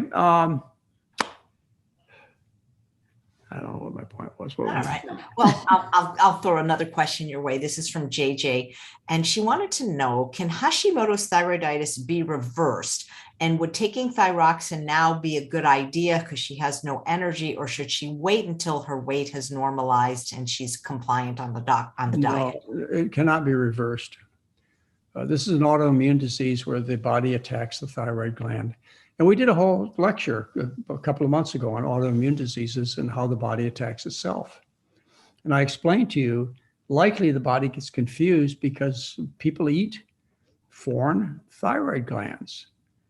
You go to a slaughterhouse, they waste nothing. They take the thyroids from the pigs and the cows and they turn them into sausage. The body gets confused because of these foreign thyroid glands that are consumed. The body attacks your own native thyroid gland. You destroy it. It's called Hashimoto's thyroiditis or autoimmune thyroiditis. It's dead. Not going to come back. I don't care if you lose weight. It's not going to come back. But let me qualify that a little bit. Is we studied in the 1,703 people that we studied, we found that actually thyroid function improved when people changed their diet in 7 days. Now, I never did anything with this data because, basically I didn't know what to do with it because it wasn't supposed to improve, but it did. It improved about one TSH unit, microinternational units, the thyroid stimulating hormone. But by 1 unit on average, it improved in 7 days. So there appears to be some reversal that occurs. I don't think the thyroid gland itself recovers. I think there's some other metabolic change that takes place in the body that makes the thyroid work more effectively or whatever. Anyway, losing weight shouldn't make a difference. The gland is dead. What you need to do is you need to take thyroid medication. And I only prescribe Synthroid. I don't prescribe thyroid extracts like Armour Thyroid. And the reason I don't is because they are made from glands of pigs and cows. You stick your nose in the bottle, it stinks. So not only is it of concern because of the reliability of, quote, natural thyroid, Armour Thyroid, but because along with the thyroid gland are past microbes mad cow prions, viruses that cause cancer. You know, you should not be taking these glandulars. They're potentially dangerous. So I use Synthroid, and yes, you should take Synthroid or some type of thyroid supplementation, and it may solve your fatigue problem. But most people are fatigued, or not because of their thyroid glands, because they're not in very good shape. And giving thyroid medication for fatigue is rarely results in people feeling better. So you should tell what normal numbers are for thyroid. A normal TSH level is 2 microinternational units. If you take too much thyroid, then it is suppressed. It becomes like 1 or 0.5. If you have inadequate thyroid, either gland is producing inadequate amounts or you're not taking enough medication, then the TSH level is elevated to say 4 or 6 or 8. I've seen some profoundly hypothyroid people who have TSH levels in the 20s. These people need very careful treatment. And they're in pretty big trouble when they have that profound a hypothyroidism. Anyway, when you start your thyroid supplement, the benefits don't appear for about 3 to 6 weeks. That's because the thyroid medication that I prescribe, T4, takes about 3 to 6 weeks to be converted to the more active form of thyroid, which is called T3. Anyway, if you want to find this written up in a concise form, you go to drmcdougall.com. You add in the little magnifying glass, the question bar. You add hypothyroidism. There's a whole article I wrote that tells you pretty much what I said. Most of the things that I talked to you about today and in the past, I've either put in books or in newsletters, and they can be found on our website, drmcdougall.com. Or I'll make updated lectures, webinars that you can find on YouTube. So, And a lot of the stuff we talked about today, AJ also has up on her YouTube channel lectures that you've given to her group already. So anyway, you're going to give a couple of books away, AJ? Yeah, you want me to do it now, Dr. McDougall? There was two questions. I was going to try. Let's go with the question. I was going to say, you're only giving 2 books away. Well, I'm not even the one giving them away. A generous viewer named Lissa Werson bought 2 books for U.S. residents, and I have two McDougall trivia questions, but I can save the 2 questions for next time if you like. No, I didn't want. I just was going to suggest. Never mind. That's good. This is a very good book. Yeah, thank you. Mary loves it, and I was honored by being asked to write the foreword to it. And I hope it adds to the book. Thank you so much. Yeah, that's great. Appreciate that very much. Lillian, which was my mother's name, has a question, and she's saying you're saying a little bit wrong, because she says it's a question about following the McDougall plan, where you say the oil you eat is the oil you wear. I believe you say the fat you eat is the fat you wear. And she says, but what other reasons are there for not eating oil? Well, vegetable oil only occurs after processing. You have to do something to the olive, like squeeze it, to get the oil to come out. And of course, there's further refinement of the oils too. When you have free oil, you isolate the oil out of all the other ingredients that are in the natural plant. So like, for example, in the corn kernel, you leave behind the carbohydrate, the protein, the vitamins, the minerals, the fibers. You leave everything behind. And what you do is you suck out the oil, and you've got an isolated, concentrated nutrient, oil. And at best, it's a drug. At worst, it's a serious toxin. Your omega-6 fats, which are from corn oil, that's predominantly omega-6, they cause heart disease. Your omega-3 fats, they suppress the immune system, and they cause bleeding problems, and they suppress the immune system and increase cancer growth and make you more susceptible to infections. So like I say, when you give a drug to somebody, you have both positive and negative effects. Oil is a drug at best, and you're going to pay the price for it. In addition to the fat you eat is the fat you wear. These oils promote cancer. They promote heart disease. They promote bleeding to the point where you can bleed to death. They suppress the immune system, encourage cancer to grow in your body. They set you up for viral infections. Don't do it. You know why oil is so popular and why you're having trouble giving it up is because you're used to oil in your food. You're used to cooking with it, and when you leave the oil out, you won't miss it at all. But the problem with leaving oil out of a lot of foods is the manufacturers haven't figured out a way to make the food taste good without oil. It's not the oil that tastes good. I would challenge you to drink a bottle of olive oil. It doesn't taste good. What the oil does is it serves as a vehicle that allows the salt to stick to the French fries and potato chips. It provides a vehicle to allow the sugar to stick to the donuts, and to provides a vehicle to allow the spices to stick to the salad leaves. You love spice, you love salt, and you love sugar.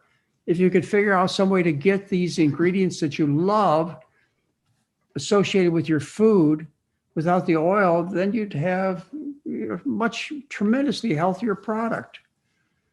And that's what we've done. Let's take State Route 65. And that's what Mary's done in her recipes, is she's figured out ways to get flavor in the food without the oil. Oil doesn't taste good. It's disgusting. It does by itself. It tastes terrible. Yeah. Yeah, you got to use it with a donut and sugar. Absolutely. That's funny. Okay. So this is from, and I've actually heard other people say this, so it's kind of important, from Jacqueline.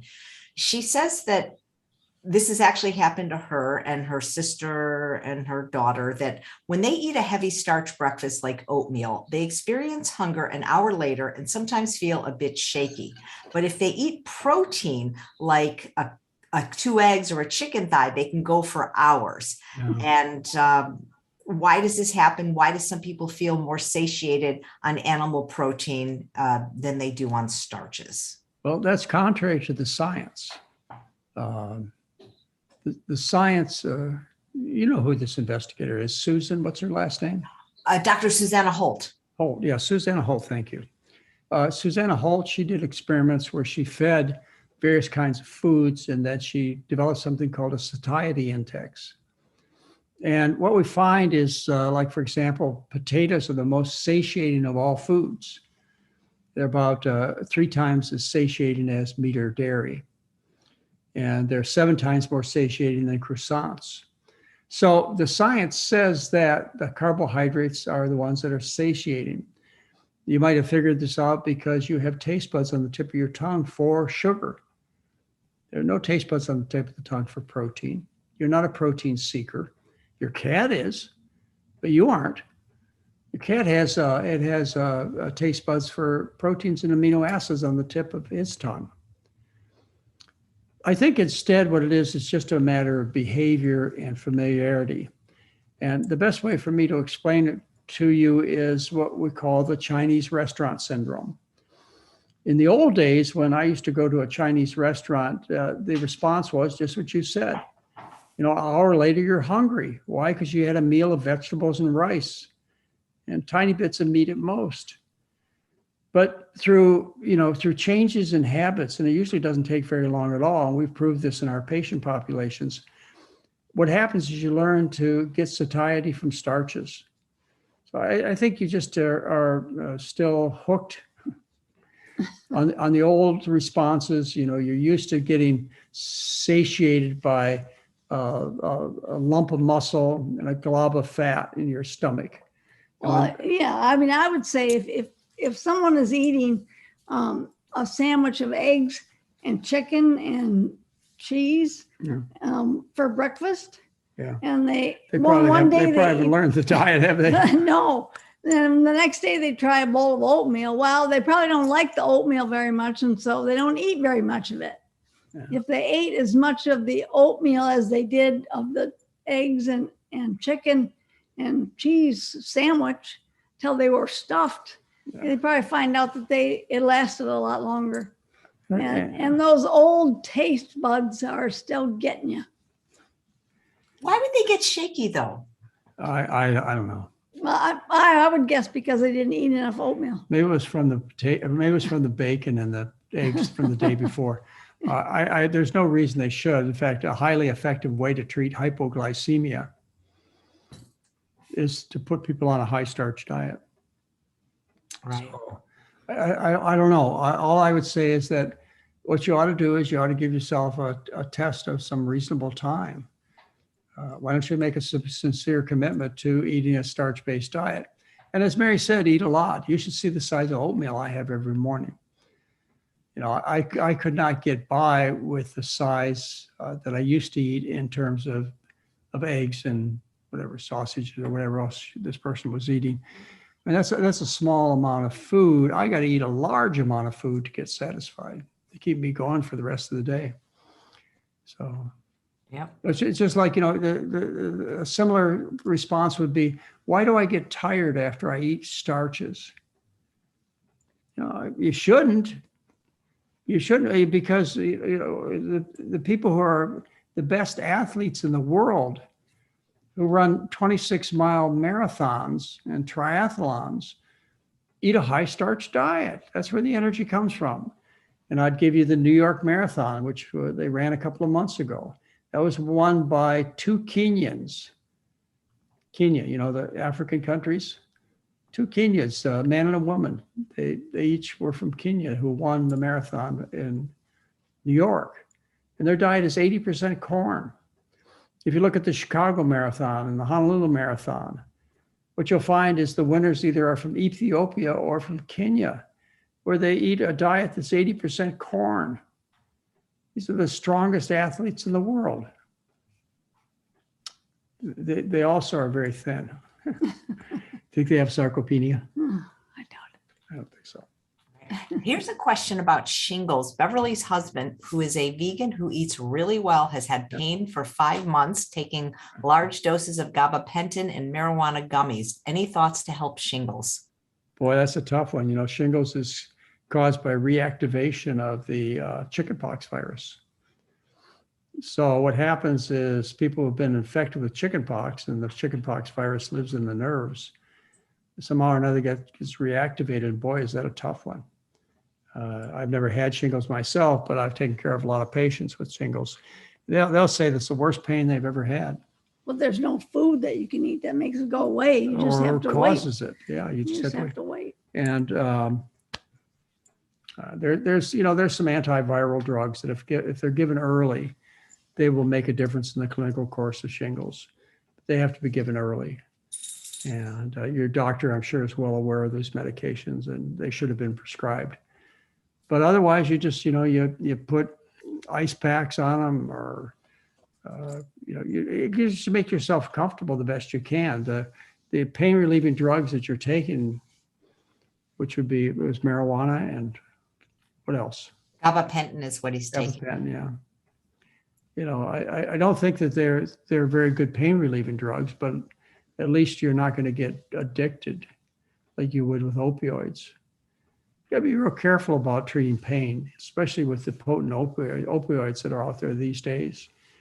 People are getting overdosed and addicted, a tremendous high number of people, but release their pain. Carrie says, what do you prescribe for Graves' disease? Graves' disease is a condition. It's an autoimmune condition related to the thyroid gland, and you get a goiter and you get exophthalmos, which is where the eyes bug out. And I don't remember what the treatment is for that. Let's see, iodine to correct the goiter.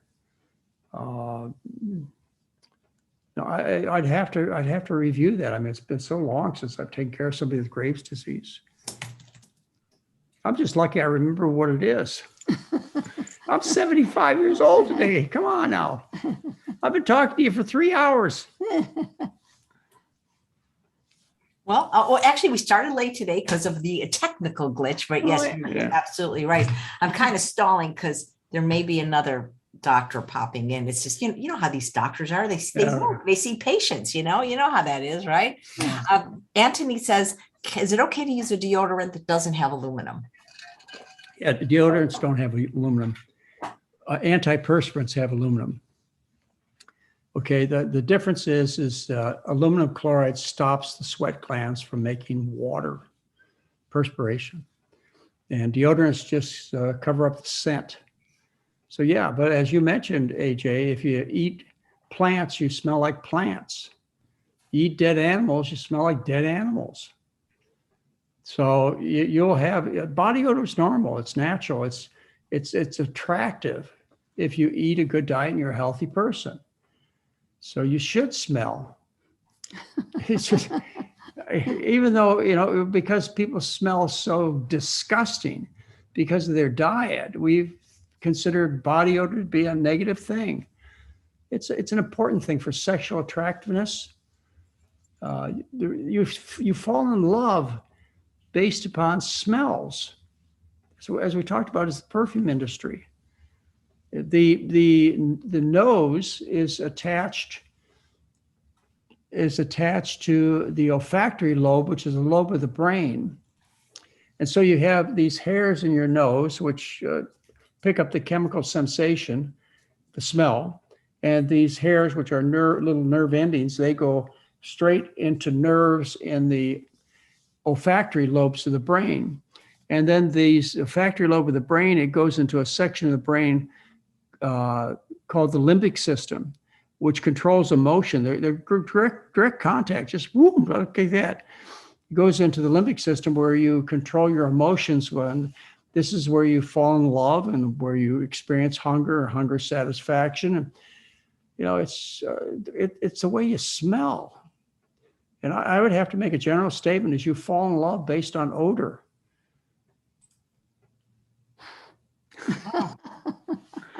Yeah, sight's okay too. You know, I mean, it carries you a certain way, but you know, if you're going to get very intimate, what you're going to do is you're going to be dealing with olfactory sensations and odor.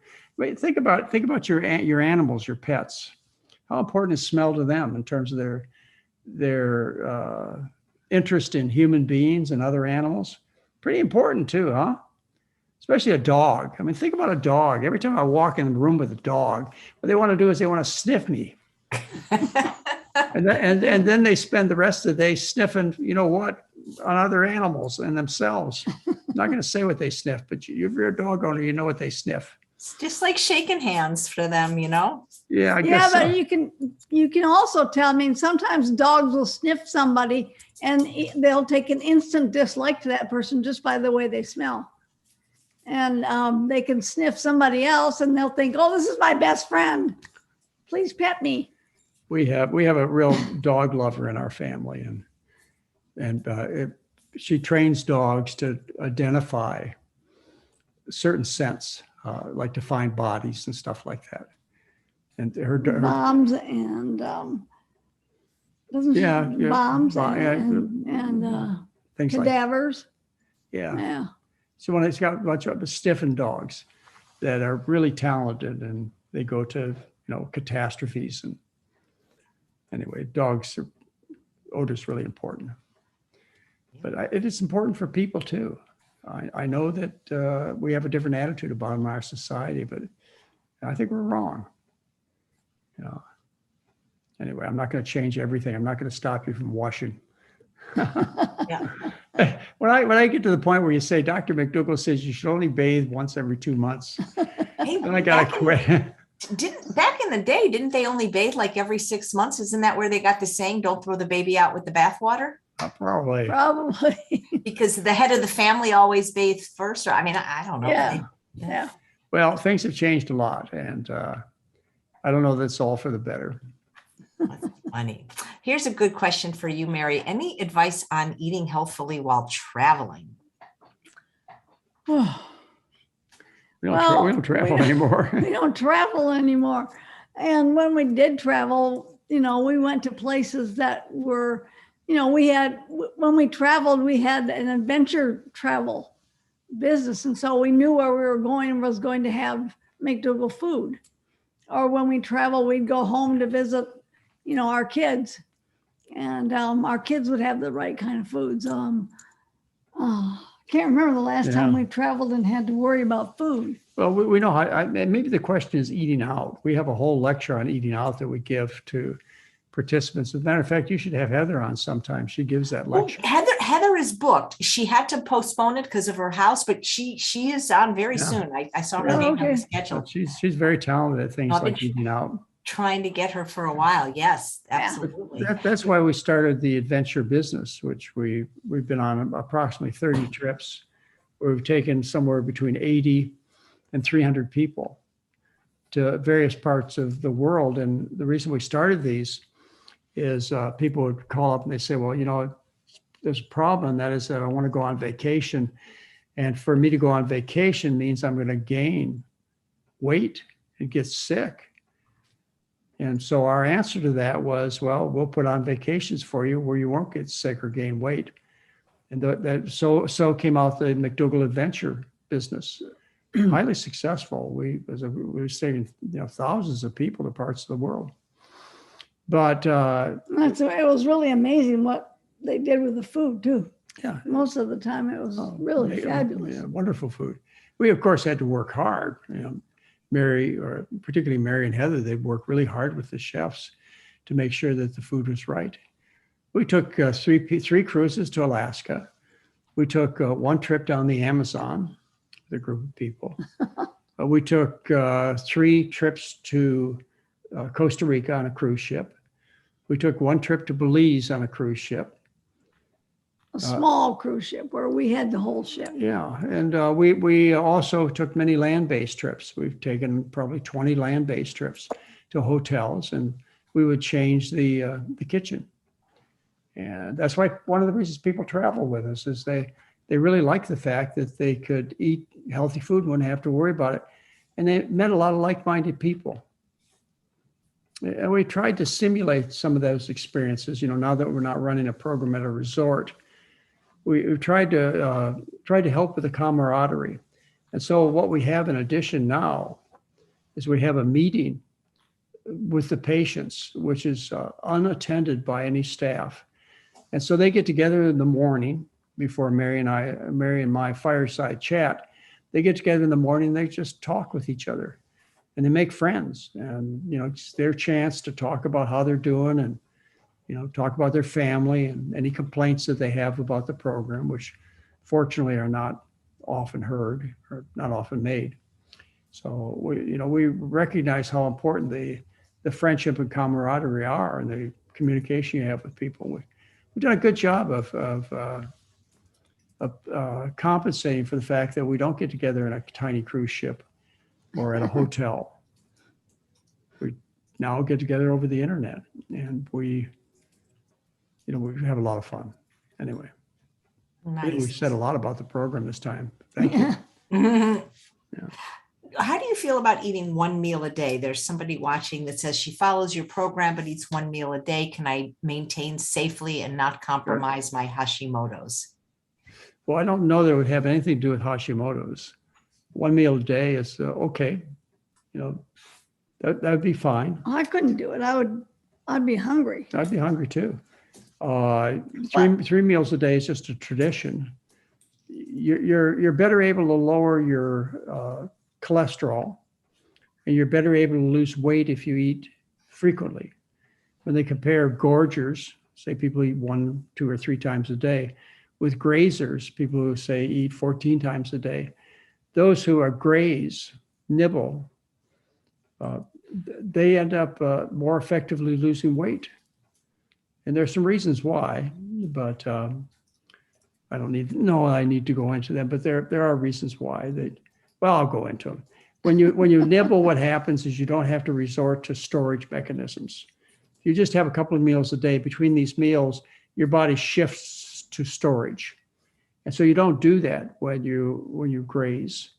You have more profound rises in insulin when you gorge, as opposed to grazing. If you average out the insulin spikes of eating, and you compare them with somebody who grazes 14 times a day with, say, somebody who gorges twice a day, you find that there's much more insulin produced on the gorging pattern.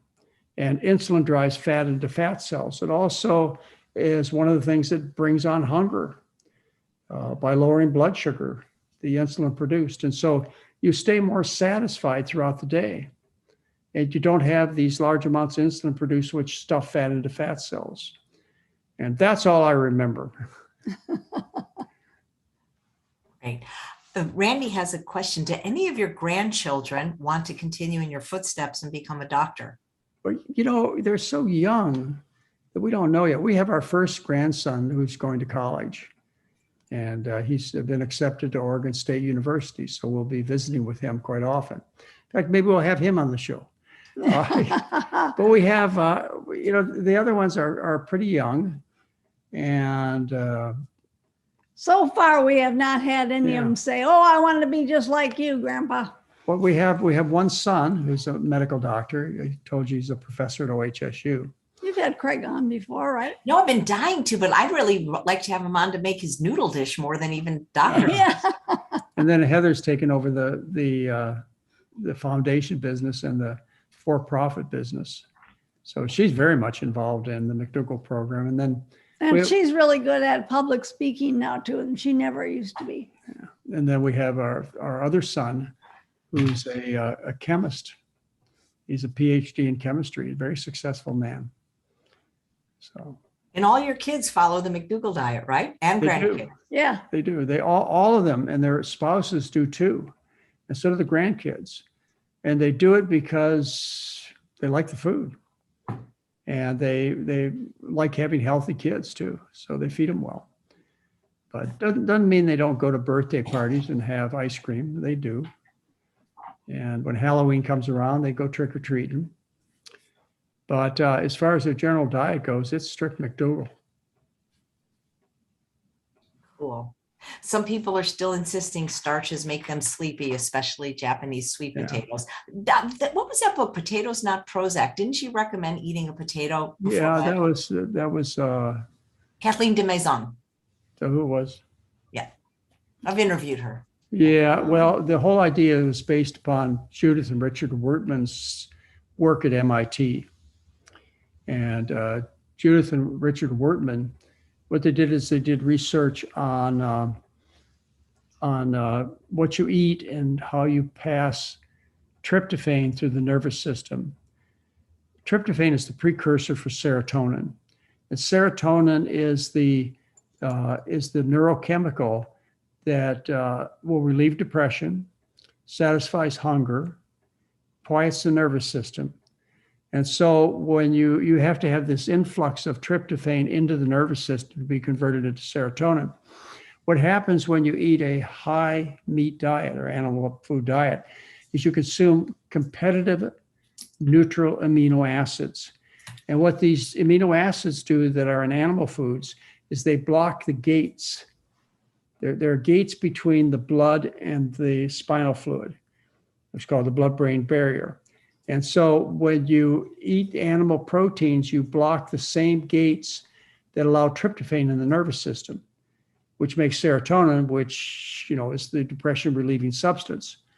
Anyway, that was Richard Wertman's and Judith Wertman's work in the 1980s from MIT. Look them up. Their articles are still on the internet. They're in the National Library of Medicine. They're very famous people. They made a great influence on me. They explained how to relieve PMS by feeding women a high starch diet. They saw the benefits of eating starch, carbohydrates. Why? Because you don't have the heavy neutral amino acids. So you get plenty of serotonin buildup in the nervous system because you transfer the tryptophan. They used to sell tryptophan, AJ. It was a supplement you used to be able to buy, but then the antidepressant industry, the ones that made SSRIs, they got upset because of the competition. And they put the tryptophan supplement business out of business. There are a bunch of flimsy excuses, but it's just money. It's just business. Wow, I just saw somebody in the waiting room. Where did he go? Come back. I'll tell him we're texting. I'm doing many things at once, but while we're waiting for another, here he is. This is a very special doctor too. Wants to wish you a happy birthday. I think you know him and I think you like him very much. We're just getting ready for him to start his camera and sound. Good. Wayne, is this Wayne? This is Dr. Wayne Deisinger, my doctor when I lived in the desert, and he still could be my doctor because he does virtual medicine too. We just need him to start his camera and his audio. While you're waiting to start the camera, I just want you to know that Wayne Deisinger was one of the few physicians who got behind SB 380 and helped me get past a law which forces physicians in California to learn about human nutrition and forces the 11 medical schools in California to teach nutrition.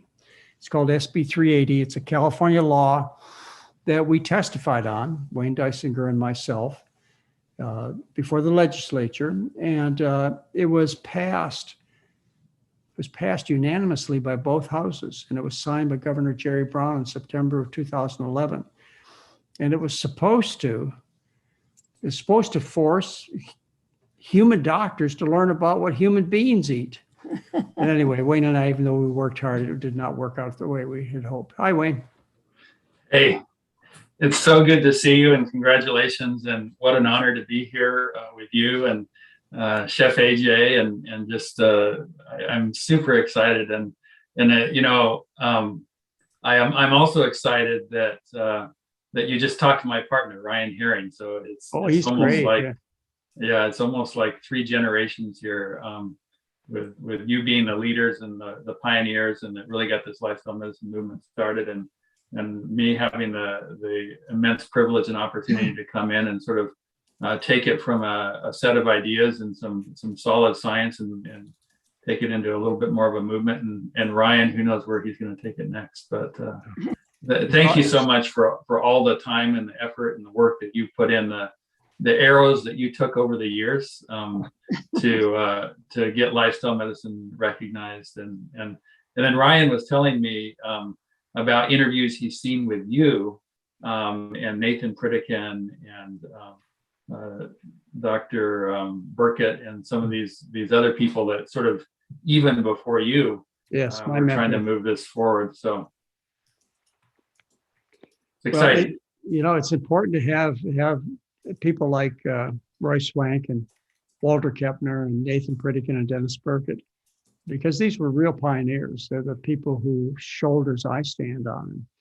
I'm pleased to hear, I don't think of myself much in these terms, but I'm pleased to hear that there's a generation of doctors who stand on our shoulders, yours and mine, Wayne. And, there's, hopefully it becomes profitable so that more people practice this kind of medicine.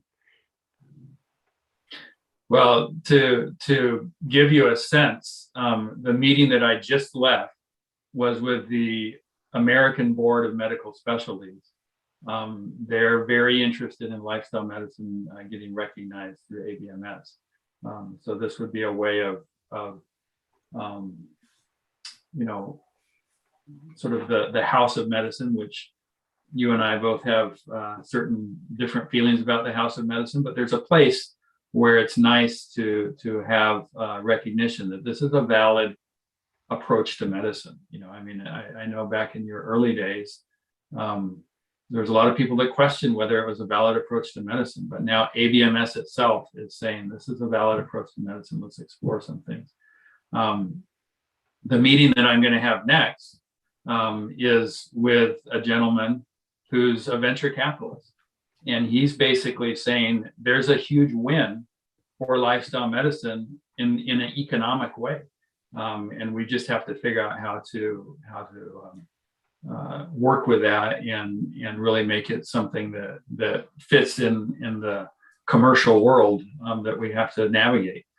So these are the kinds of things that are happening in the lifestyle medicine world. And we have over 3,000 people now, 3,000 physicians now around the world, about 2,000 in the US, who are board certified in lifestyle medicine. So it's this thing is growing tremendously.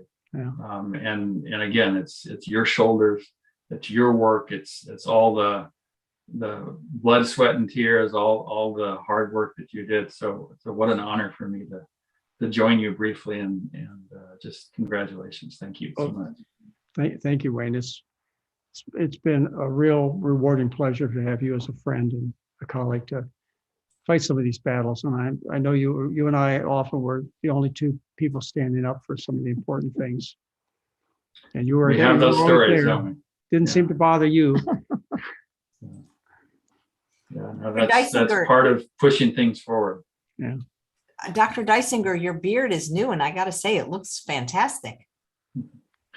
Well, thank you. It's actually not new, but it's a little longer than usual. It's usually so short that people hardly recognize it. Yeah. Hey, why don't you tell people how they can be involved with your practice? Put a little plug in for lifestyle medicine. Yeah. So there's this. So my practice is in Southern California. It's in the Inland Empire region. We actually have two offices, one in Riverside and one in Redlands. And we're a primary care practice. So you would come to us if you need a primary care doctor.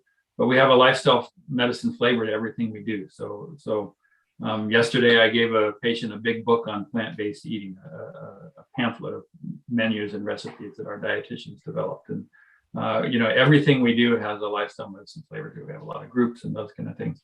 We have 3 doctors. We have 1 physician's assistant in our practice. But there's now this larger thing.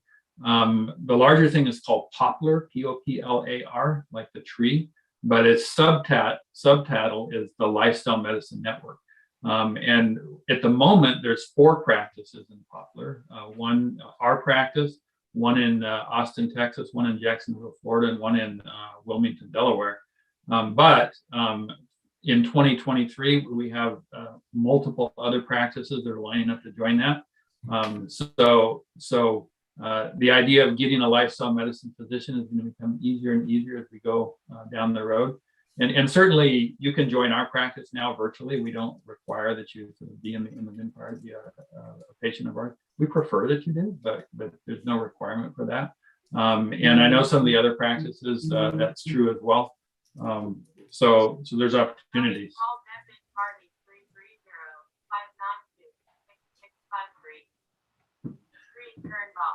So I'm just looking, my next appointment's ready, so I'm going to have to jump off. But so great to see you.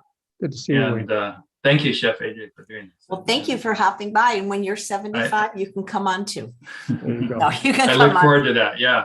You can come on before you're 75. I was just kidding.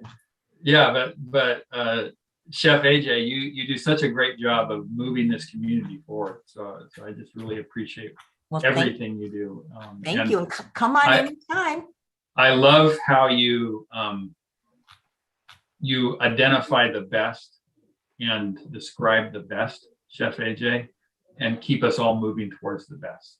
That's not necessarily an easy thing to do, but you do a great job. Well, thank you. And thank you so much for your work. Okay. Talk to you all later. Take care, Dr. Deisinger. Bye. So Dr. McDougall, I don't want to keep you too much longer. There's one question about iron, and then we'll ask that, and then we'll get to the trivia questions from Diana. What is the best way to get iron? I took iron supplements, but my levels of iron didn't improve. I did iron infusion. How do I maintain my iron levels so they don't fall down? I don't want to eat red meat, which is what has been suggested. The first thing you do is you make sure you're not bleeding. And the way people bleed that's often not noticed is through the uterus. In other words, heavy menstrual periods, which, by the way, is fixed when you change your diet and lose weight. And the other source of bleeding that you often don't notice is through the gastrointestinal tract. You could have a bleeding ulcer or bleeding diverticuli or bleeding hemorrhoids. So what you got to make sure, first of all, is that you're not losing blood, which is where you direct your attention. And you do that with checking your stool for blood, and it should be obvious if you're losing blood via the vagina from the uterus. So, you set that aside, you're not bleeding, then they ask the question, well, how can I be anemic? Well, you're probably eating dairy products. Cow's milk causes anemia, profound anemia. It does it in a couple of ways. One is cow's milk is full of calcium and phosphorus, which complex iron from other sources, like from green beans and beef. And you form these insoluble complexes so the iron can't get into the body. And the cow's milk also causes microscopic bleeding in the intestinal tract. And you could take transfusions, you could take iron supplements. You cannot correct this until you get off all the dairy products. And likely that's the problem, I would say, based upon what we've heard so far. Plants are loaded with iron. And the kind of iron that they have is readily absorbed because this kind of iron, which is ferrous, is converted to the more highly absorbable iron ferric by ascorbic acid, vitamin C, which is found in plants. So eating a plant-based diet always gives you plenty of iron.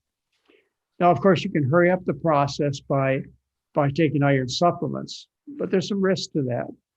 And but it would be something commonly prescribed in somebody who was trying to correct an anemia, is to build up the iron stores more rapidly by taking ferrous sulfate iron pills. Yeah, Great. that's it.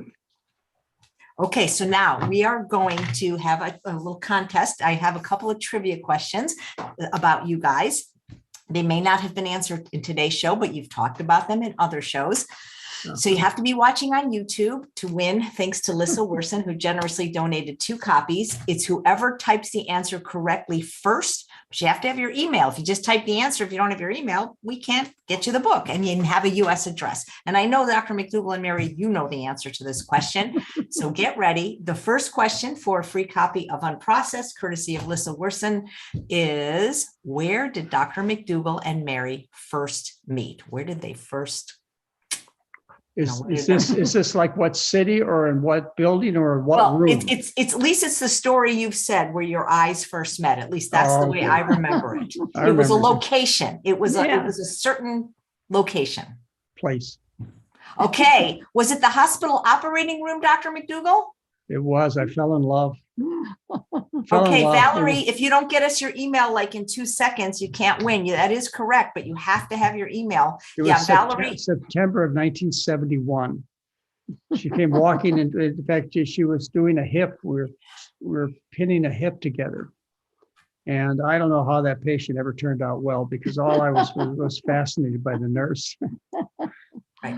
So Valerie, you're first, but if you don't get us your email pretty soon, we're going to move down to the list, because a lot of people had it right. They said working at the hospital. What was do you remember what the operation was? Yeah, it was the hip surgery. We were pinning. It was before artificial hips. And what you would do when somebody fractured their hip is you'd take these long pins, 6-inch pins, and you would screw them in. So you'd screw the hip back together. And that's what we were doing. She was the nurse and I was the medical student. And you really, all you saw was this, huh? Yeah. Well, we had to wear masks just like you wear all the time now. Yeah. Wow. I mean, she must have been something about her, because I've been in love for 50 years. That is fantastic. Now, this next question is a little bit harder, but I know the answer. And the question is when Dr. McDougall left Hawaii, he sold his medical practice. Who did he sell it to, and for how much? Oh, that's a good one. Dun, dun, dun, dun. I don't want to think. I would say These are hard questions. You have to have really faithful watchers to know these things. If they want the book, I was going to hum the Jeopardy thing, but I realize if you do that, YouTube flags you for copyright infringement. Hopefully that won't do that. Yeah. So I did, but while they're typing the question, see, it's a tough one. I'm glad. Brian says, what did you say to ask Mary out? Well, that was tough. I asked her out, and I couldn't get a date for 3 weeks. She was too tied up with other engagements. And okay. But let me finish this sentence. I took her out, and 3 weeks later, she finally consented to go out with me. And pretty much after that, I won her over. It took 3 weeks before I could get a date. But after that, he couldn't get rid of me. That's so funny. We have a funny answer that you sold it to Atkins for $50,000. So some of the people knew it was Dr. Shintani, and some of the people knew it was $1, but the only person got it all right was another Valerie, who said, let me find it. I just saw it. She said, Dr. Shintani for $1, Valerie Edwards, 2 people named Valerie one. Get us your email and put it in the chat right now if you want these books. That was fun. That Good. was fun. Those are good Yeah. questions. Yeah, they Yeah. really were. Well, you know what? Maybe we'll come back and I'll have more. But I really like Dr. Shintani. He's wonderful. Yeah.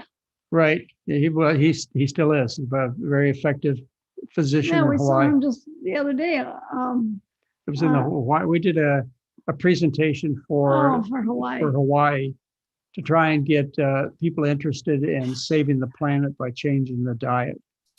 And in this case, we're talking about changing back to the traditional Japanese diet. He's of Japanese descent. And we were talking about changing the diet back to the traditional Hawaiian diet, which is a diet of taro and breadfruit and sweet potatoes and, the traditional diets. That's what we need to go back to.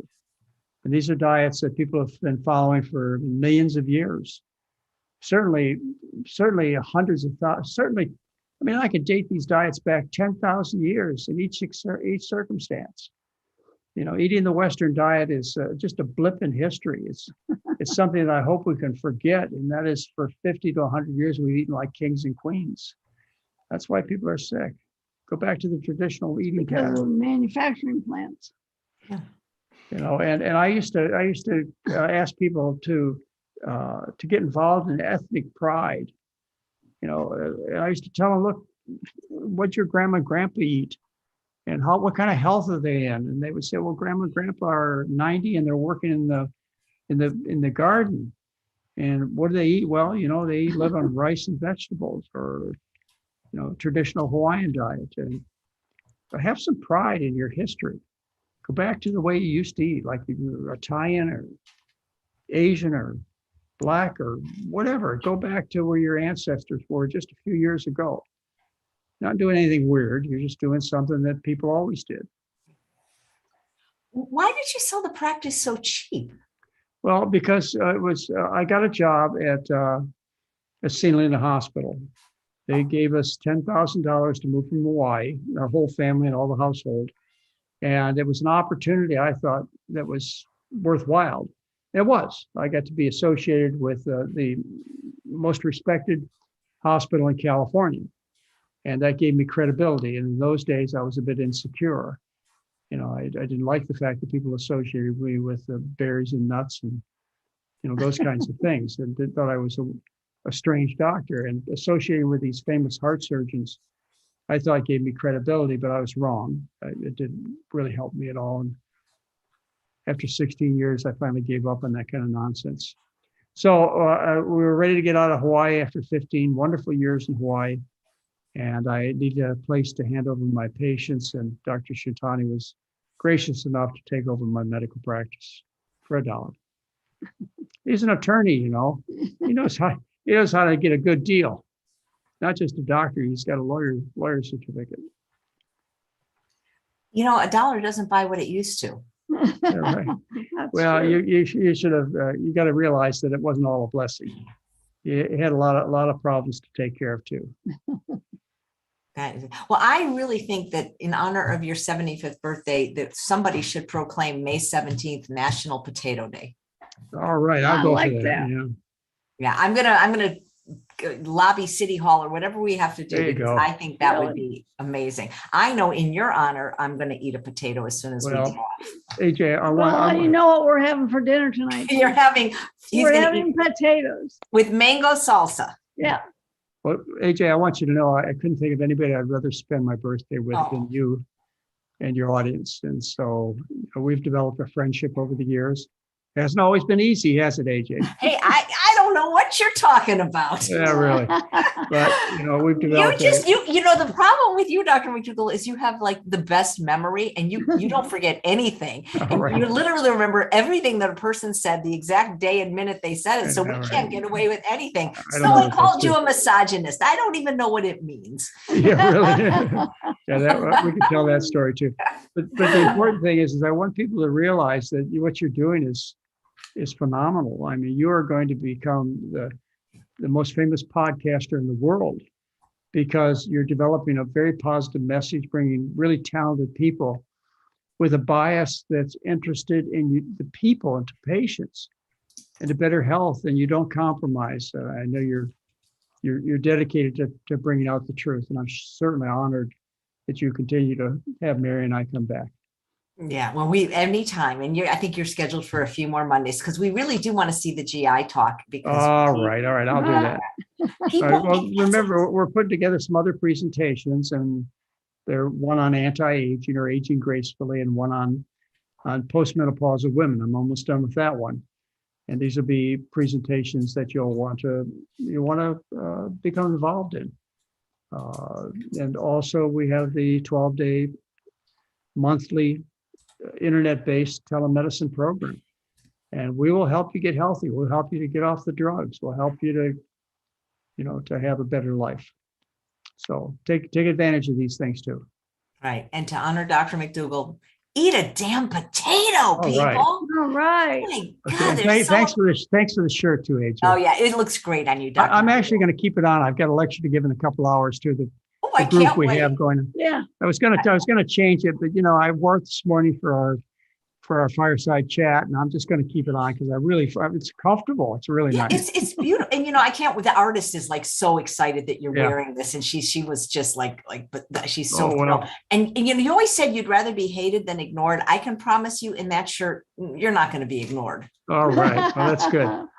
They'll certainly get an opinion of me, won't they? Absolutely. They won't Thank you consider me so much. mild or mellow. Right. Well, enjoy the rest of your Thank birthday. you. It was so great to see you. And thanks all of you for watching another episode of Chef AJ Live. Please come back tomorrow when my my guest is Dr. Nate Gershfeld of the Fasting Escape, and he's going to talk about fasting for reversing chronic medical conditions.